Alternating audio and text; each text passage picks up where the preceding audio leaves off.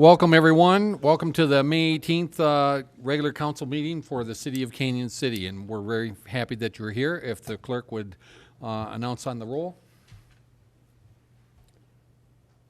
If ever, make sure the council signs in. And I didn't do it. I'm looking at mine. Where's my present? There we are. There we go. Everyone's present. Tim Dennehy is absent. Okay, very good. I would invite Grant Atkinson of the Canyon City Cowboy Church to come forward, and we'll have an invocation and followed by the Pledge of Allegiance. Welcome, sir. Thank you, Mayor. Let's bow together, honor our Creator. And Heavenly Father, we're certainly very blessed tonight. We thank you for our country, our state, and our community. And I pray for our leadership and all those involved in the programs for tonight. Recognitions and other situations and things that need to be discussed and settled. And we just ask you to intervene in your perfect will. We just love our community, and we want what's best for it. We know you do, and I thank you that that's how you're going to work things out tonight and in the future. In Jesus' name, amen. Amen. Pledge of Allegiance. I pledge allegiance to the flag of the United States of America and to the republic for which it stands, one nation, under God, indivisible, with liberty and justice for all. Thank you, everyone. Normally, we would have citizens speaking, and I want to address that in just a minute. But I'd like the chief to come forward, and let's go ahead and make the presentations first, sir. And we're welcome you students coming, and we know that congratulations are in order. So, Chief. What a group. Mr. Mayor, members of council, thank you once again for helping us celebrate young excellence through our CCPD Student Spotlight program. This evening we have the privilege of recognizing more outstanding local champions from Canyon City High School. It's a good problem to have. Our high school is full of remarkable young people achieving remarkable things. Tonight, we are proud to highlight the members of the Canyon City School Choir who recently competed at the state level and brought home a state championship. Their hard work, dedication, and commitment to their craft have paid off in an extraordinary way. As a community, we could not be happier and we could not be prouder of what these students have accomplished. And with that, I will ask Mr. Walter to come up, who can speak much more directly to the significance of each of their titles and claims. Come on up, Mr. Walter. Welcome, sir. Thank you so much, City Council, for having us tonight. We're very honored to be here tonight. Like he said, this year at the Chassa State Festival, for the second year in a row, which we're still processing, I think, we were able to come home with the championship, first place, which is unheard of to be 2 years in a row, and that simply speaks to the kids that we have in this program. We always talk about it's not the trophies or the hardware that we bring home. That's not what we're going for. We just want to do the best we can and show the rest of the state what Canyon City does, because Canyon City does do things a little differently in this world, and we just love to show that off. And if we come out home with some hardware, then, I mean, that's a cool bonus. And to do that 2 years in a row is quite incredible. So that's our top group encore. And the next day, we went to the second part of the festival, which we've never done at Canyon City High School before. It's a jazz festival. We've never done that because we've never had a jazz choir. But this year, through a student capstone project, Daniel, can you wave? Daniel's capstone was to create a new choir at the school that does music that we don't do at the school. So we started a brand new jazz choir that met a couple times a week during lunch. That's all we did, and we said, okay, well, if we want to, we'll go to the state festival. We brought them to the next day festival, which is different technically, and we came home with a second state championship from that one. The first day, there were 22 choirs in that festival. There were about 24, 25 choirs in the jazz one.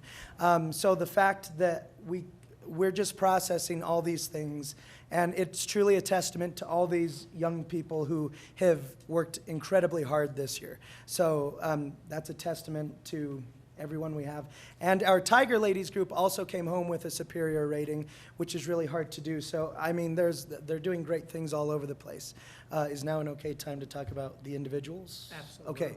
We have some individual awards that are given at these festivals. The first one in our Tiger Ladies group is the Outstanding Soloist. So if they feel like someone earned that in a group, they give an Outstanding Soloist award.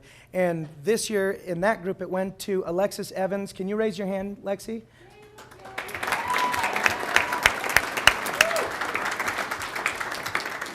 And then in our jazz group, Striata, we also had an Outstanding Soloist. The gentleman who created this from his capstone, Daniel, wave again over there. Now, in our encore group, there was quite a few. So there's two different awards they give out. One is Outstanding Soloist. The other is Outstanding Stage Presence, who kind of just takes the spotlight for themselves and really performs out in an outstanding way. And the person who achieved that is Savannah Cobbler. Go ahead and wave, Savannah.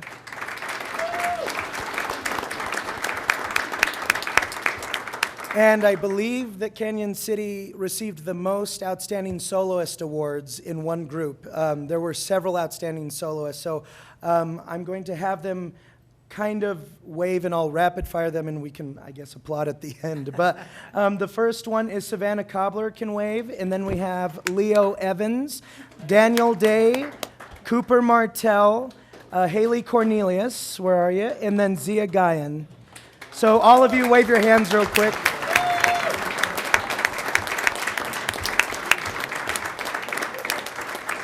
So we're just really honored that you had us here tonight. These kids have been working extremely hard, and it's been an incredible year. And I'll just re-say what I said a moment ago, which is the hardware is just a reflection. We're not working towards that. We're just proud to show the state what Canyon City has to offer with these amazing young people. So. And I would Excellent. just offer, Mr. Walter, that humility is a great characteristic for leaders. He's shown no light on himself, and I think all of them are a testament to his hard work. So, great job. Thank you. Yep, thank you, sir. Okay, we would like to get a photograph with you folks, and we're going to do two different ones, if I'm understanding correctly. So, Tiger Ladies, if you would come up first. Council members, we're going to stand up here because of the group, and we'll come on in here, and we'll stand behind them, and we'll get that photograph. And the chief is going to be down there with them. Come on up.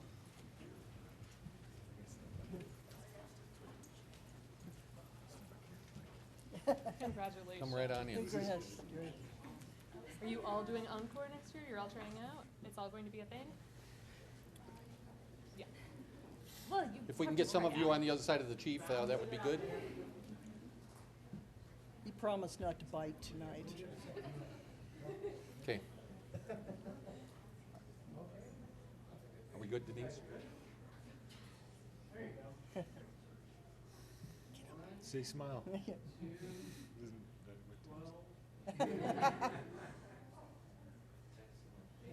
Okay.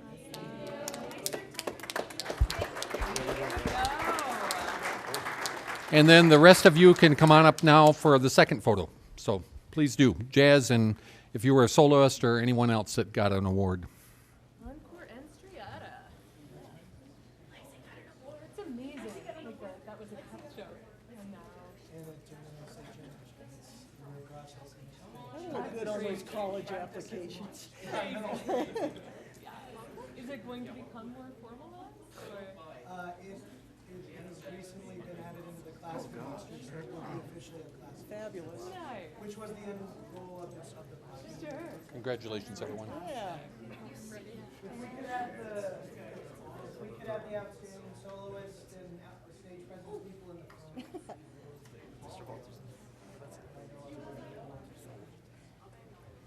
Otherwise, guys, find it. Yeah. Altos on the, no. Right.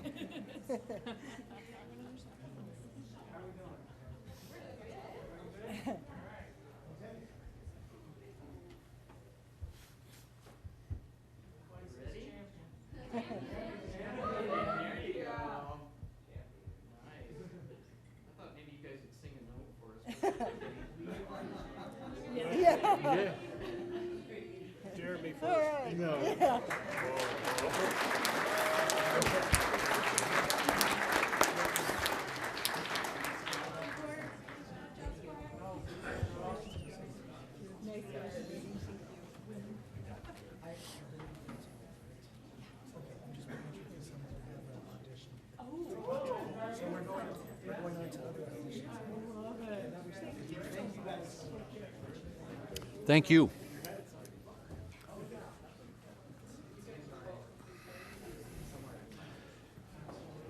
Yes, you're all welcome to stay. Find a chair if you want. We are proud of you, and thank you for coming. Thank you. Okay, what I'm going to do on the list of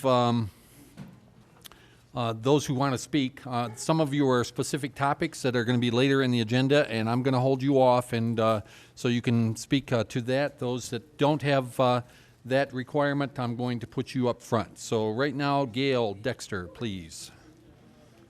Welcome, Gail. Good evening. Thank you, Mayor and council members. I'm Gail Dexter, and I am here on behalf of the Royal Gorge Chamber Alliance. I co-chair the event committee for that organization, and I would like to invite local businesses, organizations, and families to take part in the Royal Gorge Chamber Alliance's upcoming Putt Putt in the Park fundraiser. This is one of our 5 signature events for this year, and it is our main fundraiser for the RGCA. This inaugural event will be held at Depot Plaza, so Highway 50 and 9th Street, on Saturday, May 30th. There's going to be food trucks and music and games and fun, and best of all, there's going to be cash prizes. You can register a team for four for $175, or if you don't have a team, you can register as an individual for $45.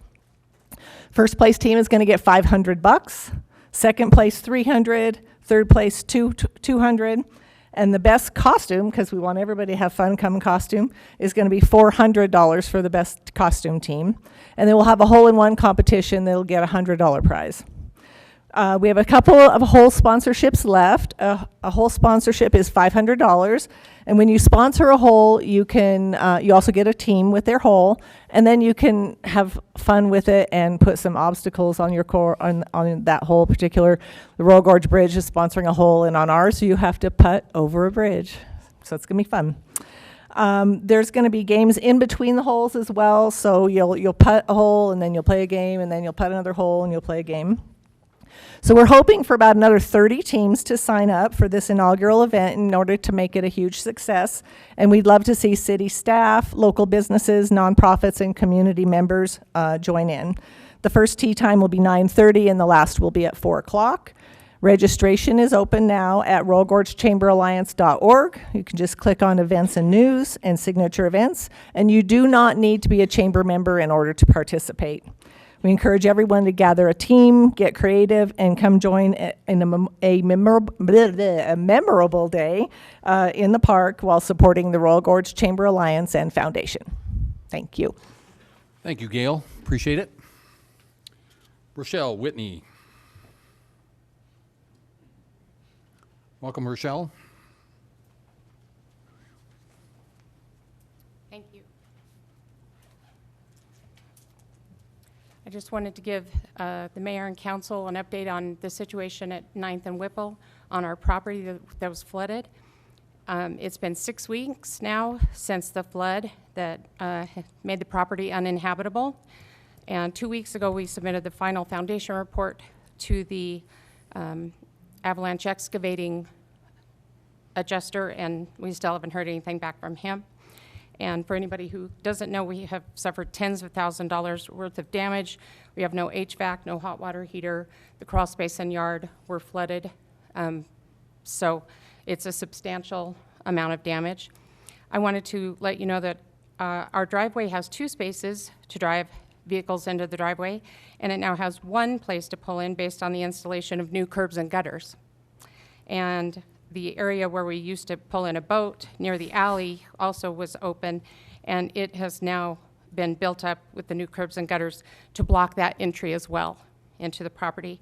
And in my job years ago in the court system, We always used to say a picture is worth 1,000 words. So I've sent Leo Evans pictures of some of the information I'm telling you about today.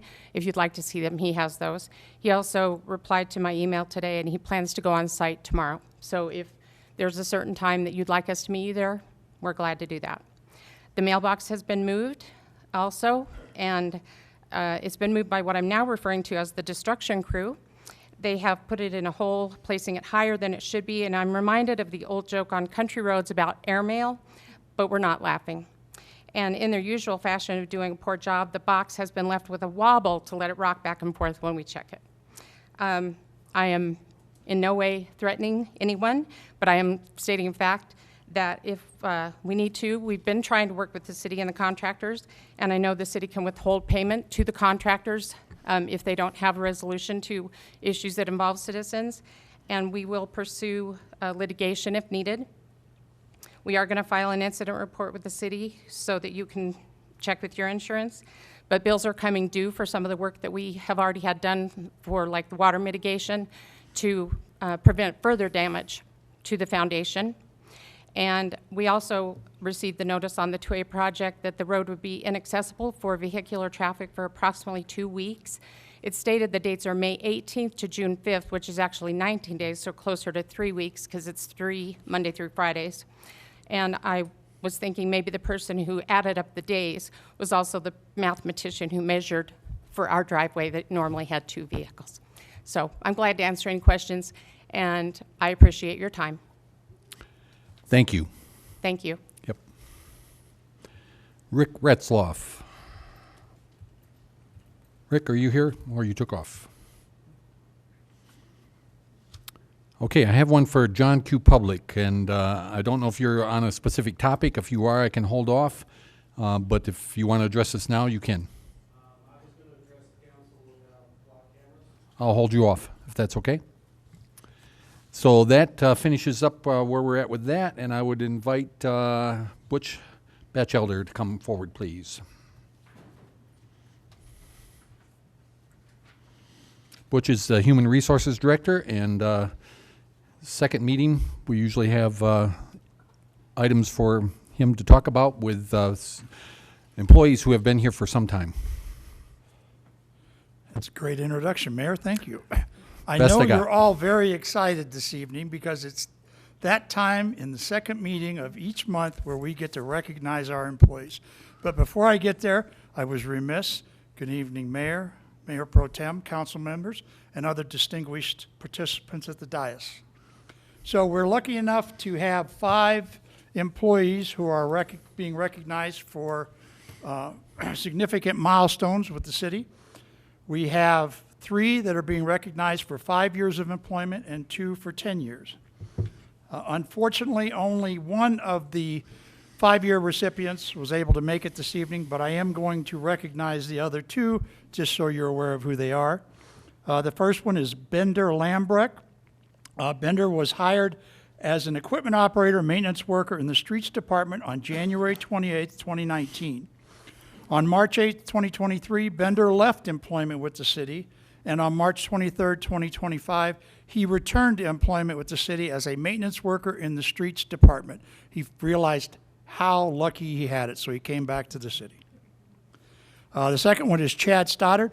Chad was hired as a maintenance worker, utility in the water distribution department on May 24, 2021, a position he continues to successfully hold. And then we have our participant who is actually here this evening, and if I could get Brian and Leo to come up. Brian Welding. Brian was hired as a maintenance worker, utility in the water distribution department on May 17, 2021. On June 10, 2023, Brian was promoted to the Inspector Cross-Connection Water Distribution Department, a position he continues to successfully hold. And I want to give these to you, Brian, and give Leo a chance to just talk about you a little bit. Thank you, sir. Appreciate it. All right. Good evening, Mayor and Council. I'm substituting for Travis today because he could not be here, but he did send his regards, and he wrote something for Brian that I will read, and then I'll add a little bit onto it myself. Travis starts out, Brian has overseen a complete reworking of the backflow program to include implementation of new tracking software. He's brought the program to a higher level of professionalism that is very impressive for his short time on the job. He's also assisting with our storage tank program and other compliance and regulatory issues in the department. He has never had any problem or issue being called out and working a leak when needed as well, even though that's not a primary function of his job. He always has a positive attitude, a great working relationship with people, and is exceptional in conversations when dealing with the public. We are very lucky to have him. And I would echo everything Travis says. If you're not familiar, a backflow prevention program is one of the checks we have in place to keep our water system safe. It essentially prevents water from coming back into our system that may be contaminated with, E. coli or other contaminants, and poses a very large risk to the public if it's not managed properly. So the work Brian does isn't often seen day to day, but it's very important that it takes place so that all 25,000 of our water system customers have safe water on the day-to-day basis. And it wouldn't be that way without him. So thank you, Brian.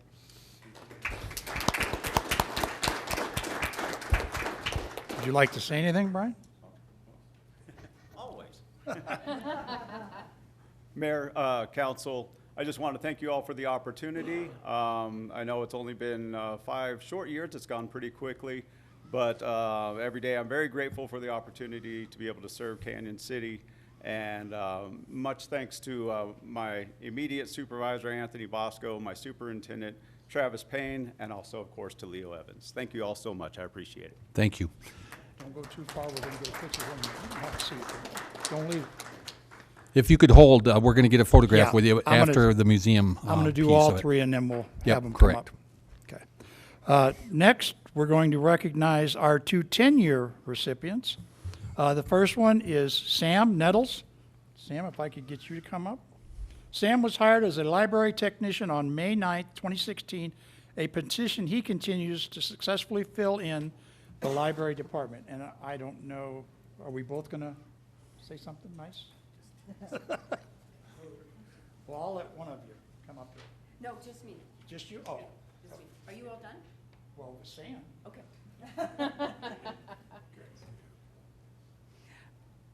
In Welcome. 2016, when Sam left his DOC library position to work for Canyon City Public Library, I felt it was a good decision. He's for our community and for our library.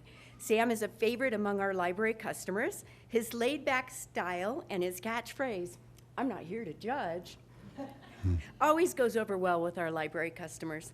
Sam is the originator of our D&D clubs, Dungeons and Dragons, that we host at the library on Saturdays. Mr. Sam has, on his own time, created costumes for the children to wear during the game, and it enhances their experience. As a homeschooling parent, Sam has observed the children improving their reading comprehension and quickening math skills as they enjoy playing D&D, which speaks to the heart of the library serving their community. Sam, thank you for seeing a need and a niche in our public library, and that way we can fulfill needs for our community. Thank you. Thank you.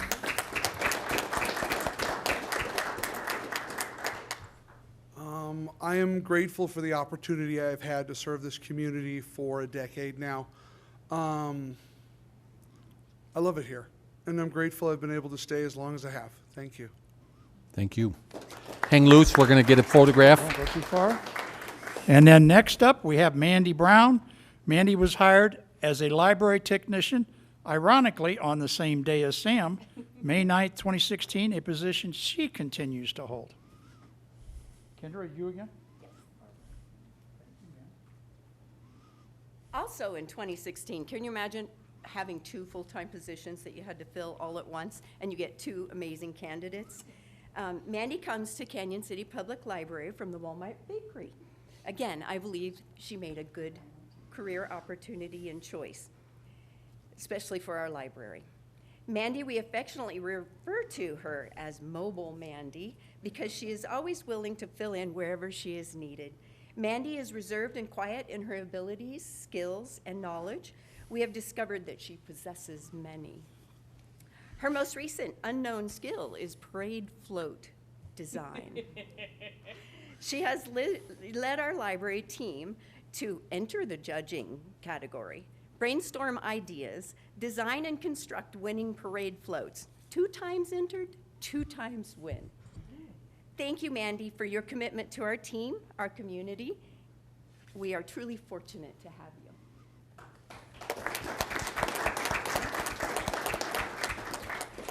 I would just like to say thank you to everyone, council members, and of course for our wonderful team at the library and our leaders. Kendra and Adam do a great job building and supporting their team. Thank you. All right, if I could get our recognees up. We're going to get the council members to step down in front of the podium, please, and we're going to get a picture with the 3 of you and your leadership. Leo, when you're filling in, you got to fill in all the way.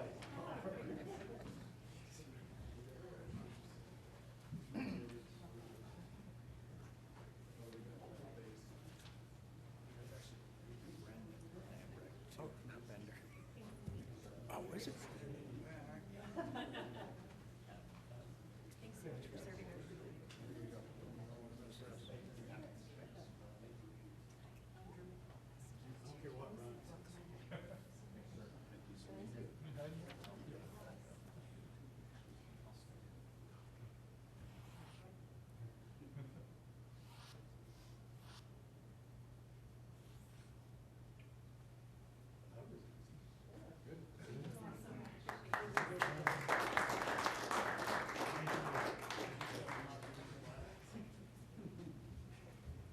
Stay for the rest.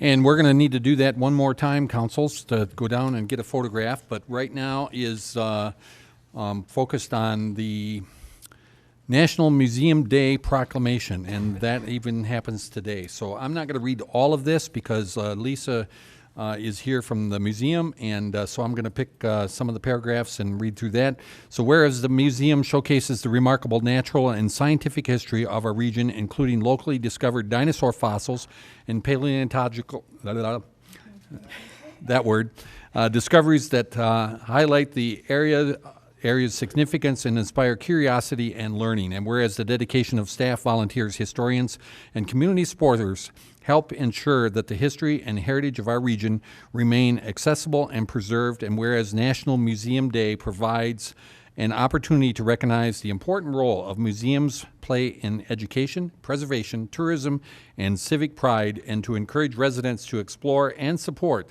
the cultural resources available within their own community. Now therefore be it proclaimed that the City Council of Canyon City, Colorado hereby recognizes May 18th, 2026 as National Museum Day and encourages all residents to visit and support the Royal Gorge Regional Museum and History Center and learn more about the history, heritage, and discoveries that make our community unique. Lisa. Thank you, Mayor and City Council. I wanted to take a moment to, invite all of you to participate, especially this year, as this is our 150th anniversary for the state and our 250th anniversary of the country. As the museum, we are in partnership with a lot of other local partners in developing certain events to celebrate this anniversary. I want to encourage all of our citizens to learn more about not only our state, our national history, but of course our local history, whether it's through visiting our local museums or checking out our historic downtown, of course, downloading our 150th, 250th passport booklet, or attending one of our many events this summer. We're planning on doing a series of tavern talks. Our next one, it'll be in Florence on June 5th, one in Howard in July, Penrose in August, and of course in October we're planning our culminating tavern talk through downtown Canyon City. And of course, you can always visit our museum, the Royal Gorge Regional Museum and History Center. We're open Wednesday through Saturday, 10 to 4 p.m., and we're always free. Thank you, Lisa. Thank you. And council members, we will go down for a photograph, and we have a proclamation that Lisa can hold.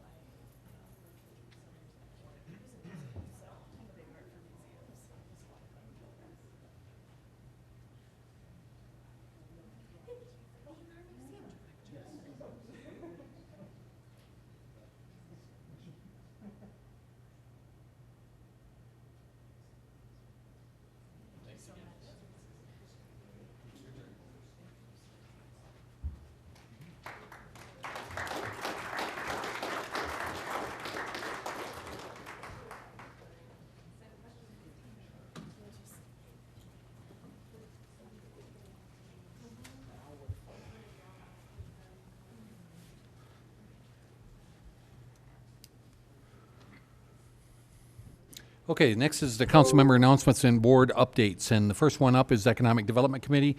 The Economic Development Committee has not met since our last one. They meet once a month. The next one will be June 1st at 4 o'clock. And so I'm not going to give any further update than what happened in the last one. Next one is Finance, Budget, and Public Works. Mr. Tony. Thank you, Mayor. I'd like you to invite you to our meeting back on May 7th. We covered a lot of important topics. You can see it on YouTube, the city site. You can pull it there. Just search on YouTube for May 7th Finance Budget Meeting. There's a lot of things covered in that. And it covered some of the important details that are coming up for some historic votes on June 1st on the pool, on some of the public works projects, some of the paid parking. That's another one. So if you want a lot of details on those, I'd suggest you go to that video at the YouTube on our last May 7th meeting. It also had, on their capital projects, our Public Works Director, Leo, presented a repository, I guess you would call it, of capital works projects. He's got it started. They're all on there, all but two, which included we did get a grant for a 2029 funding for, I guess that's out on by 4 Mile, the road on 4 Mile there. Yeah, there's 4 Mile. Sorry, wasn't expecting this at this moment. It's a $1.75 million grant with about $1 million of it going towards improvements at Charles Bronson and 4 Mile Parkway, and then the balance of it going towards the Highway 50 lighting project, adding additional lighting between the Abbey and McKenzie. Yeah. Thank you, Ryan. And like I said, I'm going to make it short, but if you'd go to that video before the June 1st decisions to be made, you'll get some education and some different visions on paid parking, on the pool and such. The rec district was there as well. So again, I encourage you to go see that because it's about an hour. About 21 minutes into it, you'll see some things about the parking, 40 minutes into it about the pool, but it's about an hour long. So I'll end it there for time's sake. Okay, thanks, Councilmember Tony. Councilmember Schmischer, Public Safety and Quality of Life. Thank you, Mayor Lund. One update that I wanted to make sure was on all of our council members' radar screens is an idea that Chief Schick actually brought forward a couple of months ago. I think it originated in Savannah, and the idea is better informing folks how they can contribute to the solution of homelessness by donating to local organizations who provide support to individuals rather than directly providing handouts to individuals. So we've talked about it a couple of times in our Public Safety and Quality of Life meeting.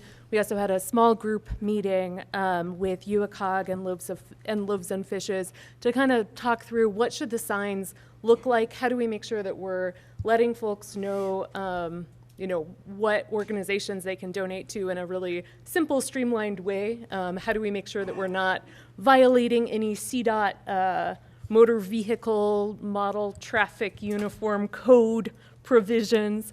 So just lots of details that had to be worked through. But I think we are now to the point of identifying locations that make sense to have these signs, working with various 501c3s and other nonprofit organizations in our community who provide resources to individuals who are experiencing homelessness. And the goal, hopefully, is on June 1st to really launch that. But we wanted to, at our June 1st council meeting, but we wanted to make sure that everybody on city council was already aware of it before that actually comes on the agenda. So just for situational awareness. Let's see, a couple of other things. We had our third and final open house for the Western Gateway Plaza project Thursday, May 7th. That was actually in the former Parks Department building at Centennial Park. About 125 to 150 people showed up and provided feedback and ideas about the final concept that was presented by our consultants. Generally positive. We are talking to them about next steps, and they'll likely be presenting the final plan for council's input at a meeting in June. I would imagine the second one, but I don't know for sure. Let's see. And then the one other thing I wanted to mention is we had been working as a group to identify another date and time to have a regular meeting because we kept on bumping up against the Urban Renewal Authority, and that turned very meaty agendas into rapid fire without a lot of chance for dialogue and discussion. So it looks like we'll be having our May meeting this coming Thursday. We'll talk about play structures in Macon Plaza, the homelessness signage, Jake break enforcement, quality of life prioritization, and any other topics that may come up between now and then. And the last thing I wanted to flag is a local group called the Bighorn Roundtable is working on a grant application to purchase a local track chair. We do have a local trail up in Red Canyon Park that is track chair accessible. This is for community members who have disabilities to where they can't hike or bike on the trail. They're chairs that are that enable you to access single track trails. So there is a survey that you can find a link to on Facebook, either through the Rec District, Golden Age Center, or the city, if that is something that is of interest to you. In order to secure the grant, we would need to show that a lot of folks in our community would be interested in using it. So encourage folks to check that out if that is of interest to you. Thanks. Thank you. I appreciate that. And one thing that I didn't do last time with Sarah being on here is, Sarah, I'm officially appointing you to the Public Safety and Quality of Life Committee. So I don't think we did that last time, and we needed to do that formally. The mayor makes those appointments, so that's what we're doing. I do want to acknowledge one other thing that I received a text last night regarding concern about sign ordinance, and to the person who submitted that to me, I am asking the attorney, I'll be sending out an email tomorrow, getting a understanding of the constitutionality of one of our particular ordinances, and I just wanted to put that out that we are trying to deal with that. With any other members? Yes. Just one follow-up question. I believe Pam was also appointed by you to several of our quality of life related committees, such as the Historic Preservation and Public Art Committee. Would it be possible to maybe have that on the agenda for the June 1st meeting to make sure that we get a council member appointed to all of those? Yes, if there's any vacancies, let's put that on there. Thank you. Yep. Thank you. Any other council members as far as items you would like to address? Seeing none, we'll go on to the consent agenda. City Administrator. Thank you, Mr. Mayor and members of council. Item 8A is to approve the minutes for the regular city council meeting on May 4th and the special city council meeting on April 28th. 8B is to accept the resignation from, we've got two resignations from the Public Arts Committee. 8C awards bid 31-26 for the 2026 crack seal and chip seal project to A1 Chip Seal Company in an amount not to exceed $327,556.91. 8D, awards bid 44-26 professional services contract to re-roof the Catlin Cabin to Colorado Front Range Roofing in an amount not to exceed $12,650. 8E, awards bid 74-26 RGBP 20-year capital plan to Alfred Benesch. And we would actually ask for that item to be removed from the consent agenda and put onto the regular agenda. We do have a conflict of interest for the consent agenda, and that would help smooth out that process. Could you repeat which one that is again? 8E. Okay, thank you. 8F, awards bid 76-26 elevator maintenance to Otis Elevator. 8G is deviation approval for visionary fiber optic installation. 8H is to receive and file monthly budget summary for March. 8I is to receive and file cash disbursements and P-card disbursements. And 8J is to receive and ratify cash disbursements. Okay, are there any questions? If not, I'd look for a motion to approve, unless, Amy, go ahead. Thanks. Just one comment. Just wanted to give a shout out to the Friends of the Museum, the re-roofing of Catlin Cabin. This is a cabin from the 1860s that's behind the museum, and it's being entirely funded by the Friends of the Museum, a separate 501c3. So just wanted to acknowledge that is where that funding is coming from, and just appreciate the volunteerism that goes into our museum. Thanks. Thank you. Anyone else? Seeing none, I would entertain the motion and take out E. So it's A through D, and F through J is what we're looking at. So motion, Amy? Thank you. Mayor Lund, I move that we approve the consent agenda, moving 8E to 10A, and the agenda as written. Okay, second. I'll Jerry? second. Any discussion on the motion? Okay, council, if you would go ahead and vote.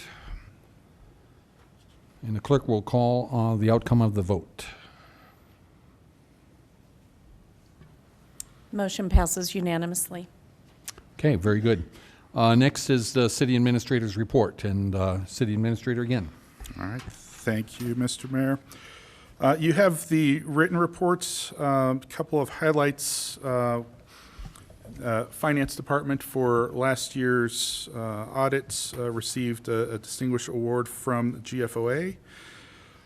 We talked about the grant, a couple of items that aren't on the administrator reports. We have been meeting with the new vendor for the bridge contract. That is continuing to move along. We met on Friday. I think there's one item that's mostly it's unresolved, but we're getting closer and closer on that. I think everything else we're just fine-tuning, and hopefully that will be completed here in the next couple of weeks. Okay. Can we have a goal of June 1st on that one? As soon as possible, absolutely. Okay, thank you. We had DOLA came to town a couple of weeks ago, that first week of May. They were hosted here in this room for their Energy Mineral Impact Grant Awards. There were communities from all across the state that came and presented to DOLA for that. The feedback from DOLA and the communities that came of Canyon City and our community was amazing. Everybody said that this was a great facility and a great community. Lots of positive impacts and feedback regarding our downtown and everything that we do here in Canyon City. So it was good to get that great state recognition.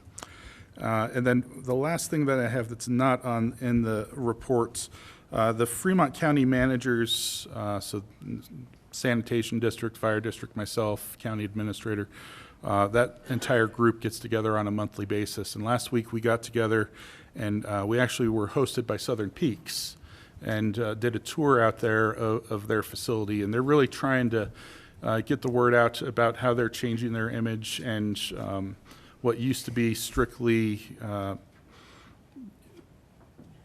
residents that were directed there by the court system is no longer the case. They're more of a residential treatment facility now, and I thought it might be good for City Council if you'd be interested in doing that same type of tour. I think it'd be really good for all of you to kind of see what they're doing out there and have a better idea, and be happy to schedule that and probably into June or July. But if you're open to that, we can do that.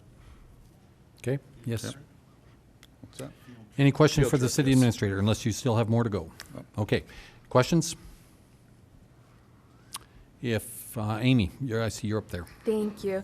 I do have a couple of questions. One from the written report, and then one regarding the 9th Street reconstruction.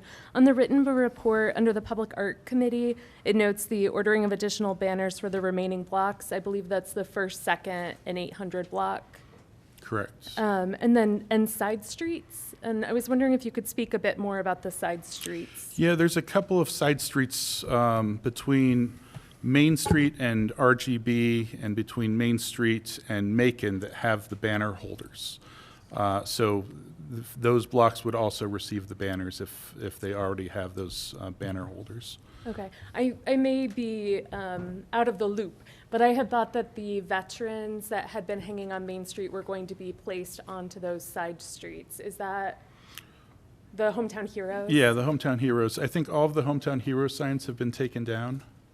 Right, and I thought that the idea was that they would be placed onto the side streets and then also around Veterans Park. So I just want to make sure that we are finding an appropriate home so that we can continue to honor our men and women who are serving. Yeah, I know that the group that was doing that they asked for all of the banners back. Okay. So I don't know that they are currently looking at doing it around Veterans Park, but we can follow up on that. Okay, that would be great. If you don't mind, I think that it, certainly at least around Veterans Day would be wonderful to see those. The Main Street banners are very colorful and fabulous, and I think definitely do help with the block recognition. But given that we do have banner holders in other parts of town, it would be great to continue honoring our veterans. What we had talked about was bringing service back the members. Hometown Heroes program for Home for the Holidays, basically. Nice. But it was my understanding that the fundraising for that program was quite extensive, so I don't know that it's going to continue beyond where it's at today. Okay, I'm happy to take that on as an action item to follow up on. Yeah, I can connect you. Oh, I know them. Okay. Thank you. Yep. Anything else? Sorry, yes, my other question was about the 9th Street reconstruction. Could I ask just a couple of things? One, is it our intention to put in additional curbs to narrow driveways? Or is there a process by which people can flag when that was done in error so that that can be redone? Or what does that look like? Yeah. I see Leo coming up. Usually during the planning process, we have those open houses where people can come and look at the plans and try and raise issues at that point. But Leo, do you want to talk about through the process after the fact? I kind of missed your question when I was walking up. Could you repeat that? I'm sorry. No worries. I was just wondering, was the intention with the 9th Street reconstruction to narrow driveways and kind of have a more uniform appearance? And if not, if driveways have been narrowed in error or like access has been cut off in error, what's the process for folks to flag that? Usually it was not the intent to narrow them. So we need to go review that. I got Mrs. Whitney's email this afternoon, and we're going to go out there and look at that tomorrow. We did close off a few driveways that were not in use and had not been in use for a very long time in coordination with the property owners. But generally, if something gets built and it doesn't look right, let us know. We're happy to go look at it and double check, make sure that we didn't do something wrong as well. And then it can still very easily be fixed at this point in time. Gets a lot harder to fix once we pave, but right now it's pretty easy to fix. Thank you. That's really helpful to hear. Could I also ask, and this may be a question for Catherine, I'm not sure, with regard to withholding payment when there are like active lawsuits against our contractor, what does that? So we can only withhold payment if there's a violation of the contract that allows us to do so. I would have to look at that contract more carefully to know in this case if that's a possibility. It's unlikely. That's not typically how our contracts are written, but I'm happy to look at it and work with Leo. I guess I don't have any concept of how long is a reasonable amount of time for it to take for a contracting company to work with their insurance adjuster. So It depends largely on the value of the claim. I mean, we deal a lot with small claims of, I drove through a pothole and my tire rim got broke. Those are pretty easy. Claims that get bigger take a longer time. I don't think it's uncommon for We don't have a date, but I think the state uses 90 to 180 days to resolve most of these. And like I said, my impression of our contract is that we require the contractor to make whole any damage they cause. And if they find that they caused this damage, then we can require them to make that whole, and that can be up to withholding payment to do that for them if they're not doing so. But until they respond with an answer of, this is our opinion and we've investigated this, and we don't have a lot to go on right now. And it does take quite a bit of time to investigate all that and come up with their own conclusions as well. Okay, thank you. And should we be asking you to sing for us as well if your son is, being honored as a state champion? No, I do not possess any of the singing talents that my son does. So those all came from his mother. Fair enough. Thank you. Welcome. Any other questions for the city administrator? Seeing none, I would entertain a motion to approve the city administrator's report. Yes, go ahead, Sarah. I move. No, there's no motion for the It's administrator showing up on report, here sorry. that, we've got it. We're, but, yeah, we're Yep. messing with this over here since you moved it. Okay, very good. The next one, dealing with the administrator and developmental services consultant. I want to set the stage for that just for a second, which is we as the council have been looking at opportunities to focus on building services and others at this point, and there was a 4-2. I'm sorry, Mr. Mayor, we've got a couple items before that one. Where is that? It should be 10B. Okay, I'm So- happy to take a peek, but I'm, We moved 8E to 10A. okay, so specifically, this is for the one dealing with the conflict of interest? Yes. And do we need to ask Mr. Tony to leave? Yes, please. Okay, Mr. Tony?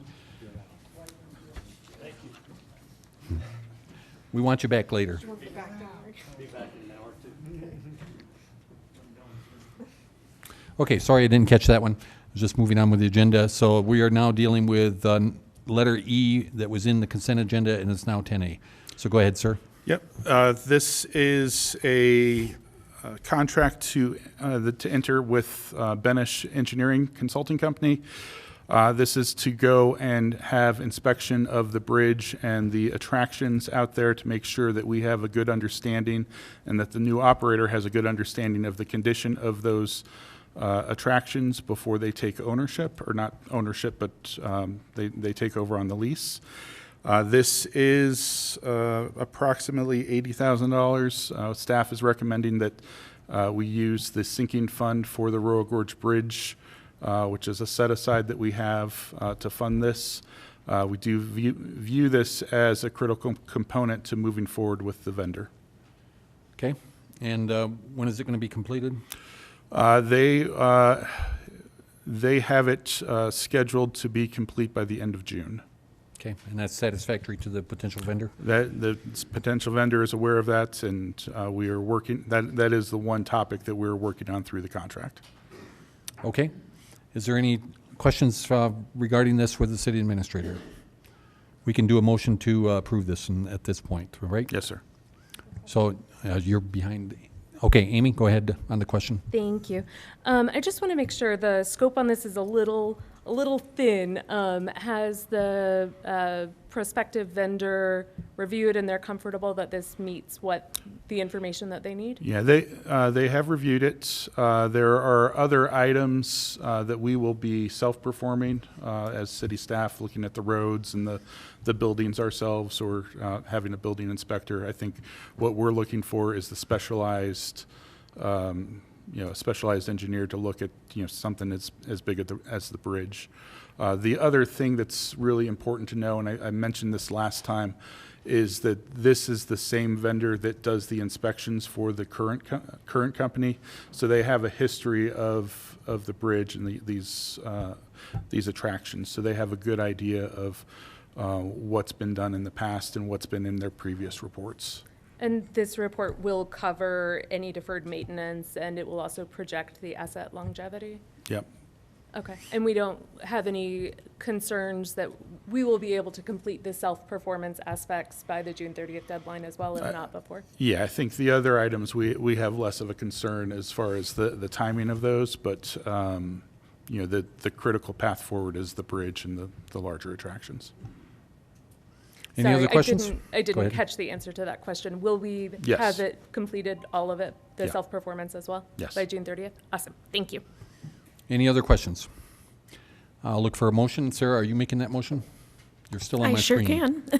can. I move to approve the professional services agreement with Alfred Benesch for the Royal Gorge Park Asset Management Plan. Okay, and I'll Councilmember second. Worthington? Okay. Is there any discussion on that motion? Go ahead and vote, council members, and the clerk will call the outcome.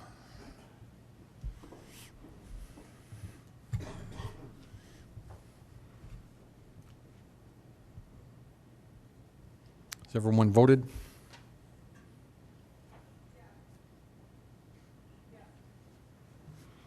Motion passes unanimously with Councilmember Fred Tony abstaining. Okay, thank you. Mr. Tony, you're welcome to come back in. And receive and file the agreed-upon procedures report, is that taking place? That is not. We do have a presentation from our auditor, Kyle Logan, and Tammy Nordyke, our finance director, is coming up. Okay.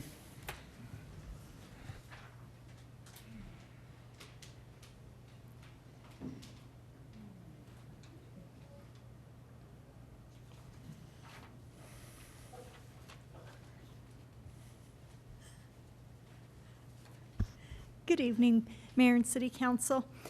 This evening, we do have Kyle online with us from Logan and Associates. They are the auditing firm that comes in and reviews the procedures for our 2A funds. And with that, I will let him speak. We do not have an actual presentation. Basically, you just have the report that was presented. Welcome, sir. You're on. Okay, thank you. Good evening, Mr. Mayor and members of City Council. As Tammy mentioned, my name's Kyle Logan. I am the owner of Logan and Associates, the CPA firm that performed the special agreed upon procedures, and just kind of wanted to give you an idea of what our process is in performing this engagement. And we did most of the work near the middle to the end of April. And just keep in mind, we did not actually perform an audit of the street improvement fund and related to the referendum 2A funds and spending. But our procedures were to determine, what the expenditures in this street improvement fund are, what they cover as far as the time period, which were during 2025. We did spend time talking with the finance staff and at the city as far as, obtaining an understanding of what projects were occurring throughout the year. And then part of the process, we pick samples and look at the actual expenditures being made out of that fund to make sure that, the projects fall within what's allowed under referendum 2A, to make sure that there's verified approvals for the expenditures that are being paid to the various contractors and vendors. Verified, the recording in the accounting records and making sure that the allowed costs are being recorded properly. And going through this process, as noted in our report, in each section we identify, what we did, and then at the end of each section we identify if we found any issues or any exceptions. And so for 2025, we had no exceptions, which that's great news for you guys to hear as a city council. So what that tells you is that, procedures and policies in place for administering these funds and the spending of these funds are being followed based on what was intended by the referendum. And finally, I want to thank Tammy and the city's finance staff for their help in this process. They have the difficult part, or I shouldn't say difficult, but the task of pulling all this information together for us and providing it to us, as well as, you know, answering questions that may come up during our process. So at this time, are there any questions regarding the report? Looks like you're doing good and there is no questions. Well, that's always a good thing. Yes, it is. With that, I would entertain a motion to receive and file the agreed upon procedure report from 2025. Go ahead, Sarah. Here we go. I move to accept and file the agreed upon procedures relating to the Canyon City Special Election Referendum 2A.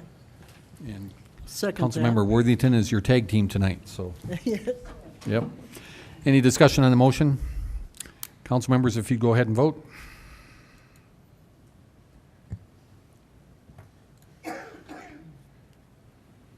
Motion passes unanimously. Thank you very much to both of you. Appreciate it. Thank you. Thank you.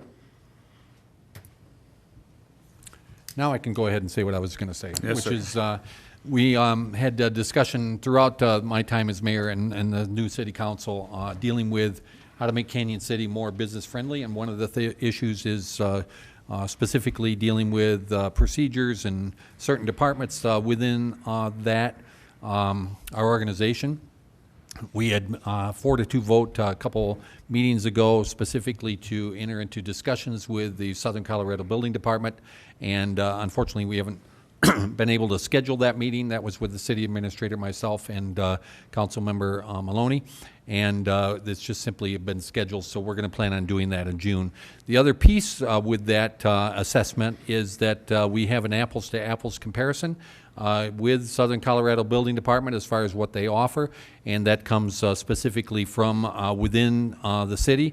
And so the city administrator has been involved with going to a consultant and selecting, I think you had 4, and you've got 1 that you're presenting tonight. And so we're wanting, as a goal, is at the end of the day, we have an apples to apples comparison that the city council can look at and see where we want to go into the future with this, what I consider to be a very important issue. So with that, city council, city administrator, if you would show us what you've got. Sure. Thank you, Mr. Mayor, members of council. This is a development services consultant contract for just under $50,000. This contract, or development services, are not just one department. It's a full development life cycles, from planning and zoning entitlements, engineering review, building permitting, and inspections, all the way through that certificate of occupancy. When any part of that chain is unclear or inconsistent, the entire customer experience and project timeline can be affected. This assessment is intended to provide an independent, objective baseline of how our current system, so not just the building department, but the entire life cycle, how it's working, and identifying where bottlenecks and handoffs are occurring, and what practical improvements are available. It will also benchmark Canyon City against like-sized communities in Colorado to provide an apples-to-apples comparison and help ground recommendations in the reality of operating in the state of Colorado.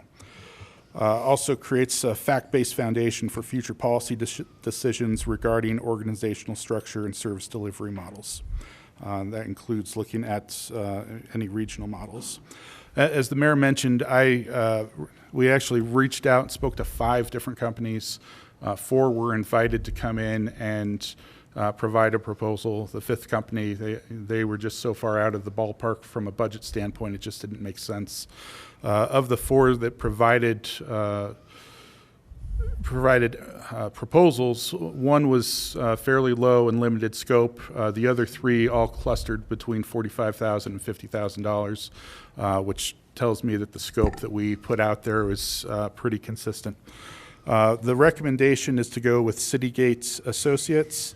We do have Lisa Schaffer, the consultant, is on the line if there are questions directly. Happy to answer any questions, but City Gates has been doing this work for quite some time, and they have a team of municipal experts, people who have been in the field and have done this work both on the ground and from a development side, and I think they have the right experience to move this forward. So I have two questions myself, specifically. One is, in reading the proposal, you could read the language that as far as who is going to be interviewed two different ways, and one is that it's only the folks that have been customers and experienced it, and I'm really wanting to make sure that we also talk to the people who choose to not do business in Canyon City and get them into the funnel as well. I get approached many times by individuals that said, I'm not working with the city, and I think those people need to be making sure that they are part of the process as opposed to just simply those who are quote-unquote customers of the past. So I don't know if your consultant wants to address that issue just to make sure that that happens, and then I have one other follow-up question after that. I would be happy to address that. Thank you, Mayor. Thank you, Mayor Pro Tem, members of the City Council, City Manager Stevens. Appreciate the opportunity to be here, and I've really enjoyed kind of listening in on your City Council meeting today. It always helps us with the culture and understanding sort of the place that we are hopefully honored enough to serve. So directly related to your question, Mayor, yes, we pride ourselves on making sure that we work with the city, with the City Council, with the City Manager to customize our interview list in such a way that we're capturing the voices and the perspectives of those that you most want to hear from. We don't want to have a situation where we're in some kind of sound chamber or echo chamber and we're only hearing back one point of view, right? So we want to make sure that we're getting a diverse set of information to come back and be able to analyze that against other things that we hear during the course of our analysis, which also includes, document review. We'll go back and we'll even if we've got case studies where we've said, oh my goodness, this permit took way too long, or this customer left because of certain breakdowns in process, we can go through and kind of dissect that and make sure that we're getting a full picture. So short answer, yes, absolutely. We want to hear from you. We want to have a list of customers that you feel are most appropriate for us to interview. Okay, thank you. And the other one, I don't mean to make anyone uncomfortable, but I took a look at your list of cities that you're working with, and I'm guessing 70 to 80% were in California. California is a very different regulatory environment than it is in Colorado. And we're a town of 17,000 people who want to be business friendly. And what I'm hoping is that your culture and your framework is not focused completely on a California environment, because I don't think we want to go there. I think we want to have a different viewpoint. And so please convince me that you're focused on Colorado and small town Colorado as opposed to a California environment. Mayor, I appreciate the comment so much. I don't know if you read my bio, but I actually live and work out of Salt Lake City, which Utah is a very different regulatory environment than California is as well. I grew up in a very small town in northern Utah, and I understand how, California politics and California regulations are really not the same as small towns and areas that are in more rural areas in different parts of the country. So I'm very much a Utah girl, and I probably understand Colorado politics more than I understand California politics, although it is my job to work with jurisdictions all over the country wherever we're called to serve. So hopefully that will help. We do have consultants from all over the country, Nevada, Minnesota, Pennsylvania, Oregon, myself in Utah, some in California, Texas. So we have a broad range of perspectives that we bring to the work. And we're always interested in learning from you. And like I said at the top, loved listening to your council meeting today, because it just brings me back to my roots. Love listening about the culture. And the flavor of your town. I mean, it really does help to inform the work when we get to know you. That's one of the reasons we feel it's so important to be on site, not just do these things virtually. Thank you. So I I'm looking appreciate the forward to honesty on visiting that. your town. I appreciate the honesty on that. I'm just wanting to make sure best practices doesn't mean California best practices when we're talking about Canyon City. Councilmember Schmischer. Thanks. I have a couple of questions as well, mostly related to optional add-ons. I noticed that your on-site visit was 2 days and it was limited to having those discussions with internal stakeholders, meaning city staff, but I'm assuming city council and the mayor, but that all of your interviews of the external stakeholders, meaning our customers or potential customers, hopefully one day in the future, we're all virtual. Would you recommend, would it be a best practice to do a third day on site so that you can do some of those interviews in person? Or have you found that it's fine to do them virtually and that you get the level of candor that you need in a virtual environment? Very, very great question, and I appreciate it very much, because as we were developing the proposal in response to what we hope you need, and it sounds like we're getting close, we wanted to be sensitive to cost constraint, and we didn't want to blow the budget out of the water based on travel expenses, and so we were trying to hit the right balance. That being said, every single line item in the budget is debatable, and we can customize it. We can work with the city manager, Stevens, to customize what it is that you feel is best for you at the price point that you feel is most appropriate. So I would say in terms of best practice, and I kind of touched on it in my previous answer, we feel that it's important to be on site. There's just nothing like having that human connection and that human touch. And so that is always preferable. Unfortunately, it is also more expensive, right? And so that was the balance we were trying to strike, but everything is negotiable there. And we definitely want to hear from the people that you feel are most important to hear from. And if that means we stay a day or two longer, that's what we do. Thank you. I have two additional, if that's okay. Go ahead. One of the other options was a customer survey. Could you talk a little bit about what kind of data you get from that and how that differs from the external stakeholder interviews?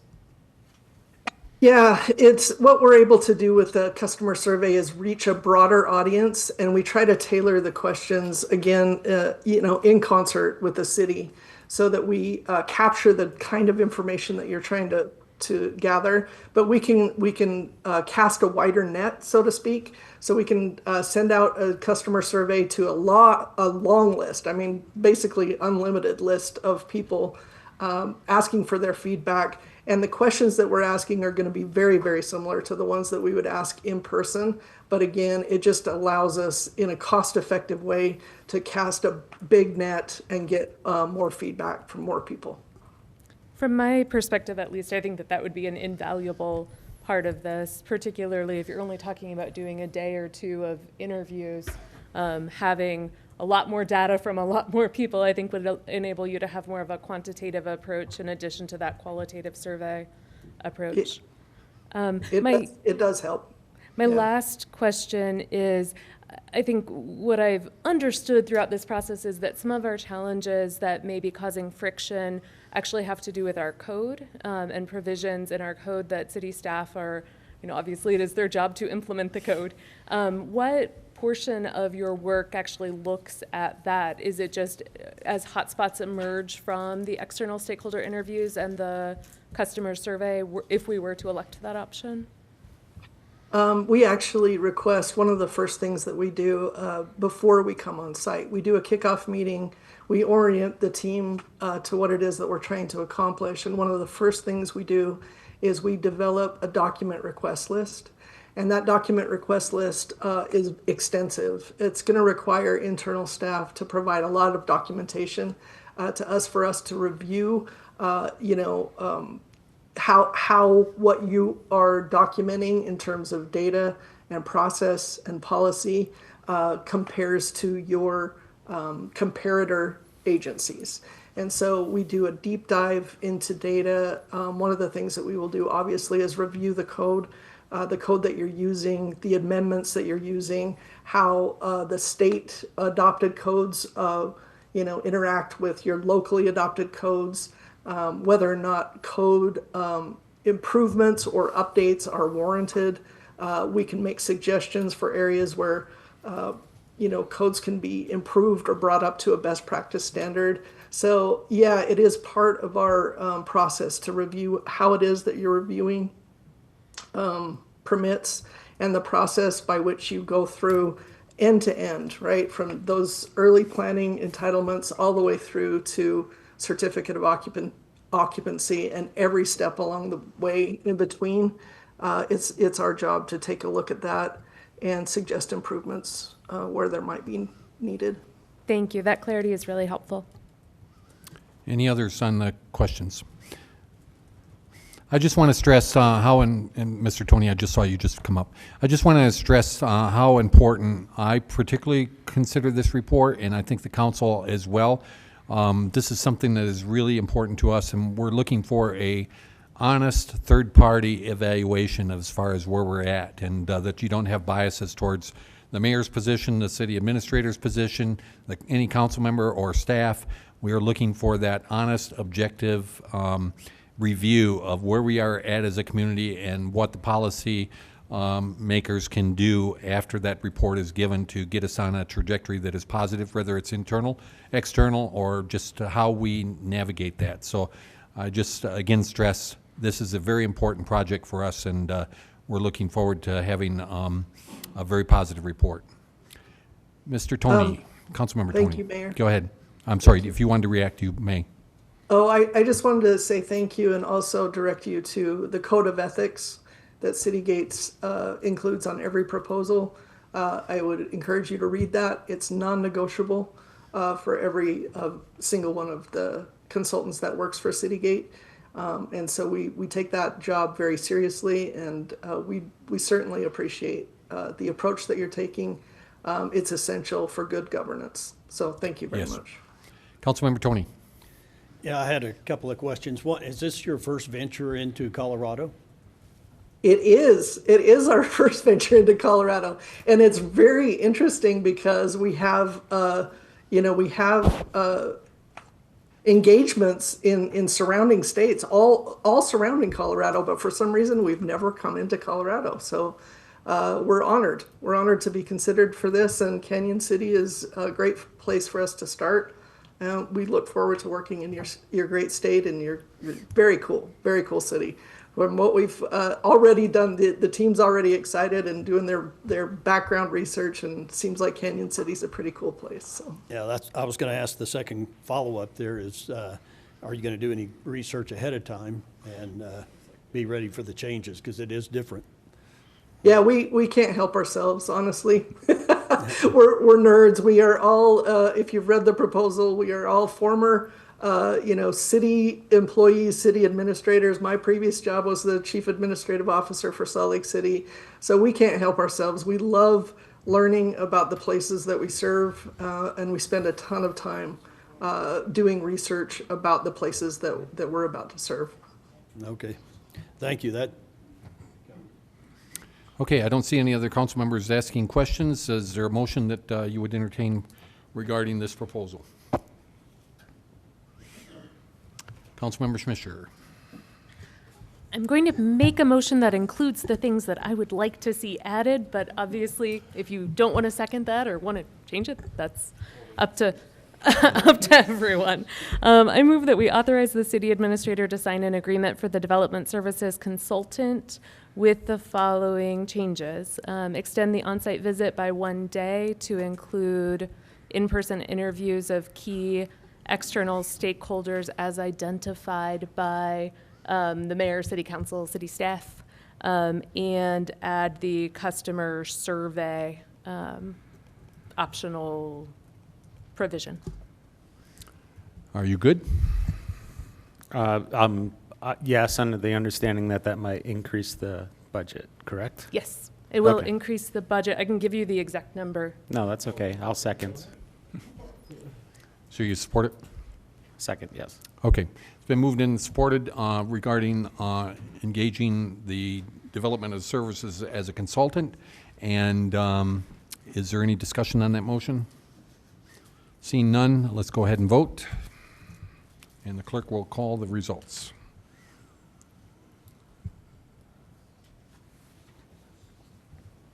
Motion passes unanimously. Thank you for joining us with us on the council, and we look forward to working with you, and we're excited to have this get going and get the results as soon as we can. This is very important to us. Great. Thank you so much. Really appreciate this. Okay. So next is dealing with the Flock Services renewal contract, and I need to, this is a very important issue to me, and I'm a little concerned because I have a plane to catch up in Denver, and so Councilmember Schmischer, you're going to be called, not right at the moment, but when I leave, you're going to fulfill your Mayor Pro Tem responsibilities. I'm really wanting to not do that because, again, I consider this and some of the other issues to be extremely important. I've got about 20 minutes left, and I'm going to need to exit. So if we can move this forward, Chief Schick, we are talking about the renewal of the Flock contract, and I do have a number of citizens who want to address that, but we'll do that after you get a chance to present your part of it.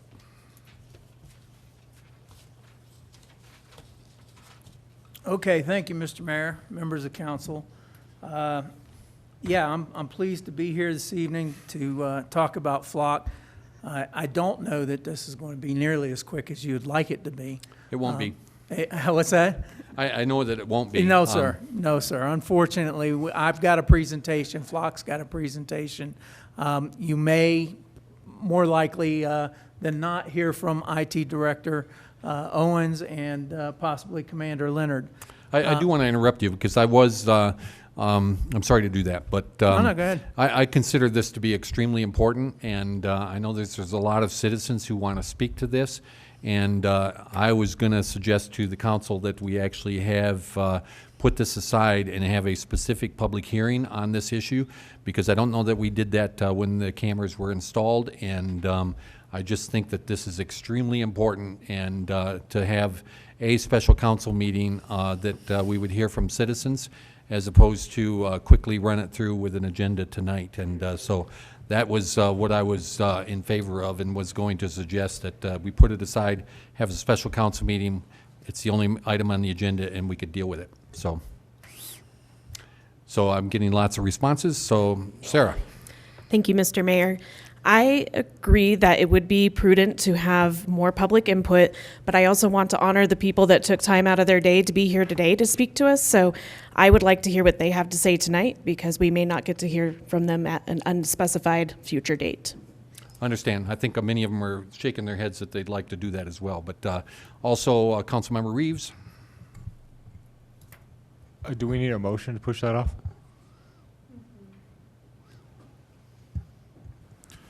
What was the question? If we needed a motion to push that off to a later date. Yeah, we would need that. Yeah. Sarah, are you still on or you're off? Okay. I'm not speaking. I guess we're going to have a motion by Mr. Tony.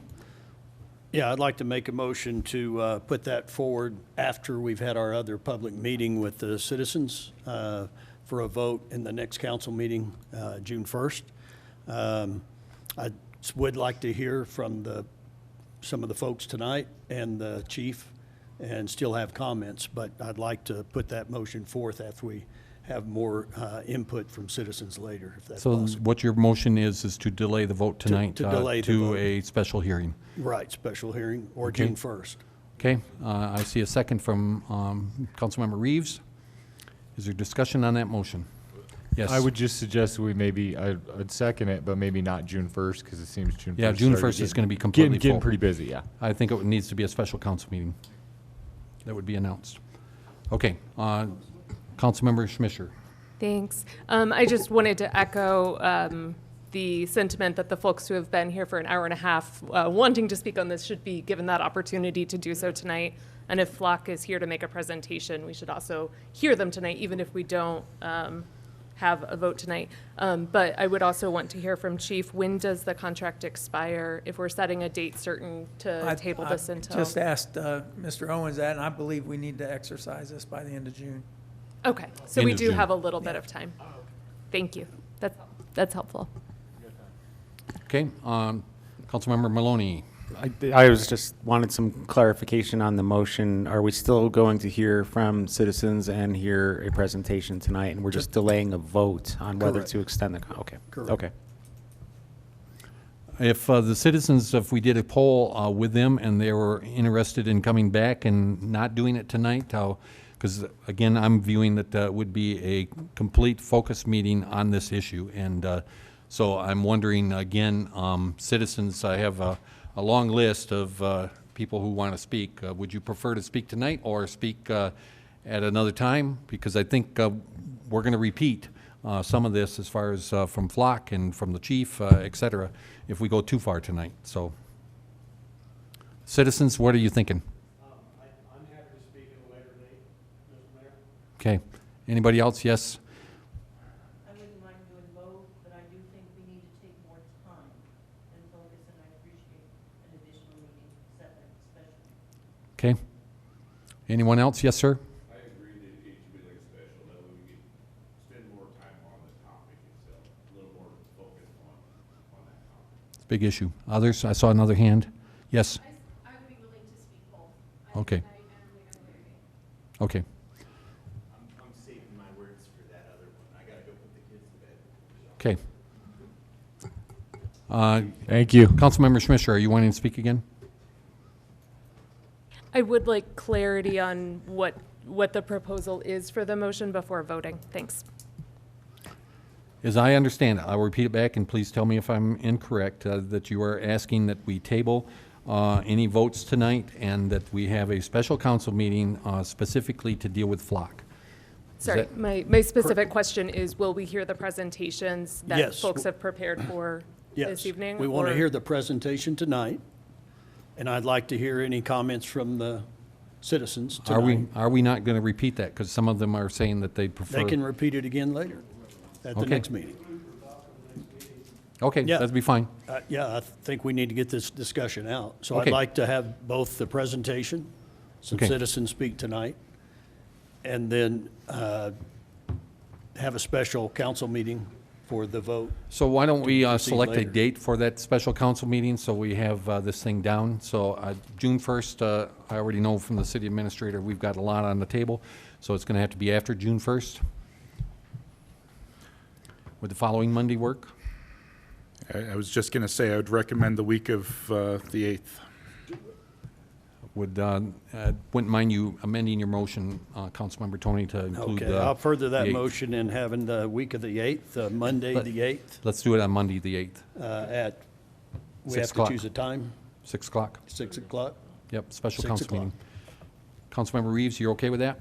Yeah, I second that. And, Okay. Oh, and if people want to talk right now, we're willing to listen right now. Understand, but that will hold off any votes or anything else. And at that evening event, as I understand the motion, everyone will get a chance. There will be a special announcement by the city council through their websites and everything else that we have a special meeting specifically to deal with this issue. Is there any discussion on this motion? Yes, Sarah?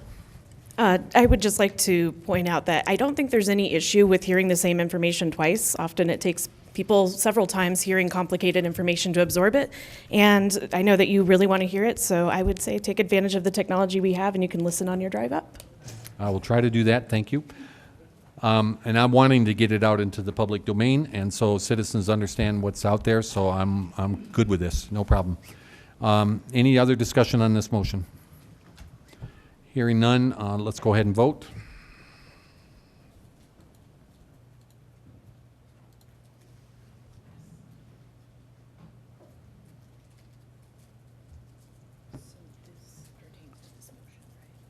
Yes, I'm tabling it, yes.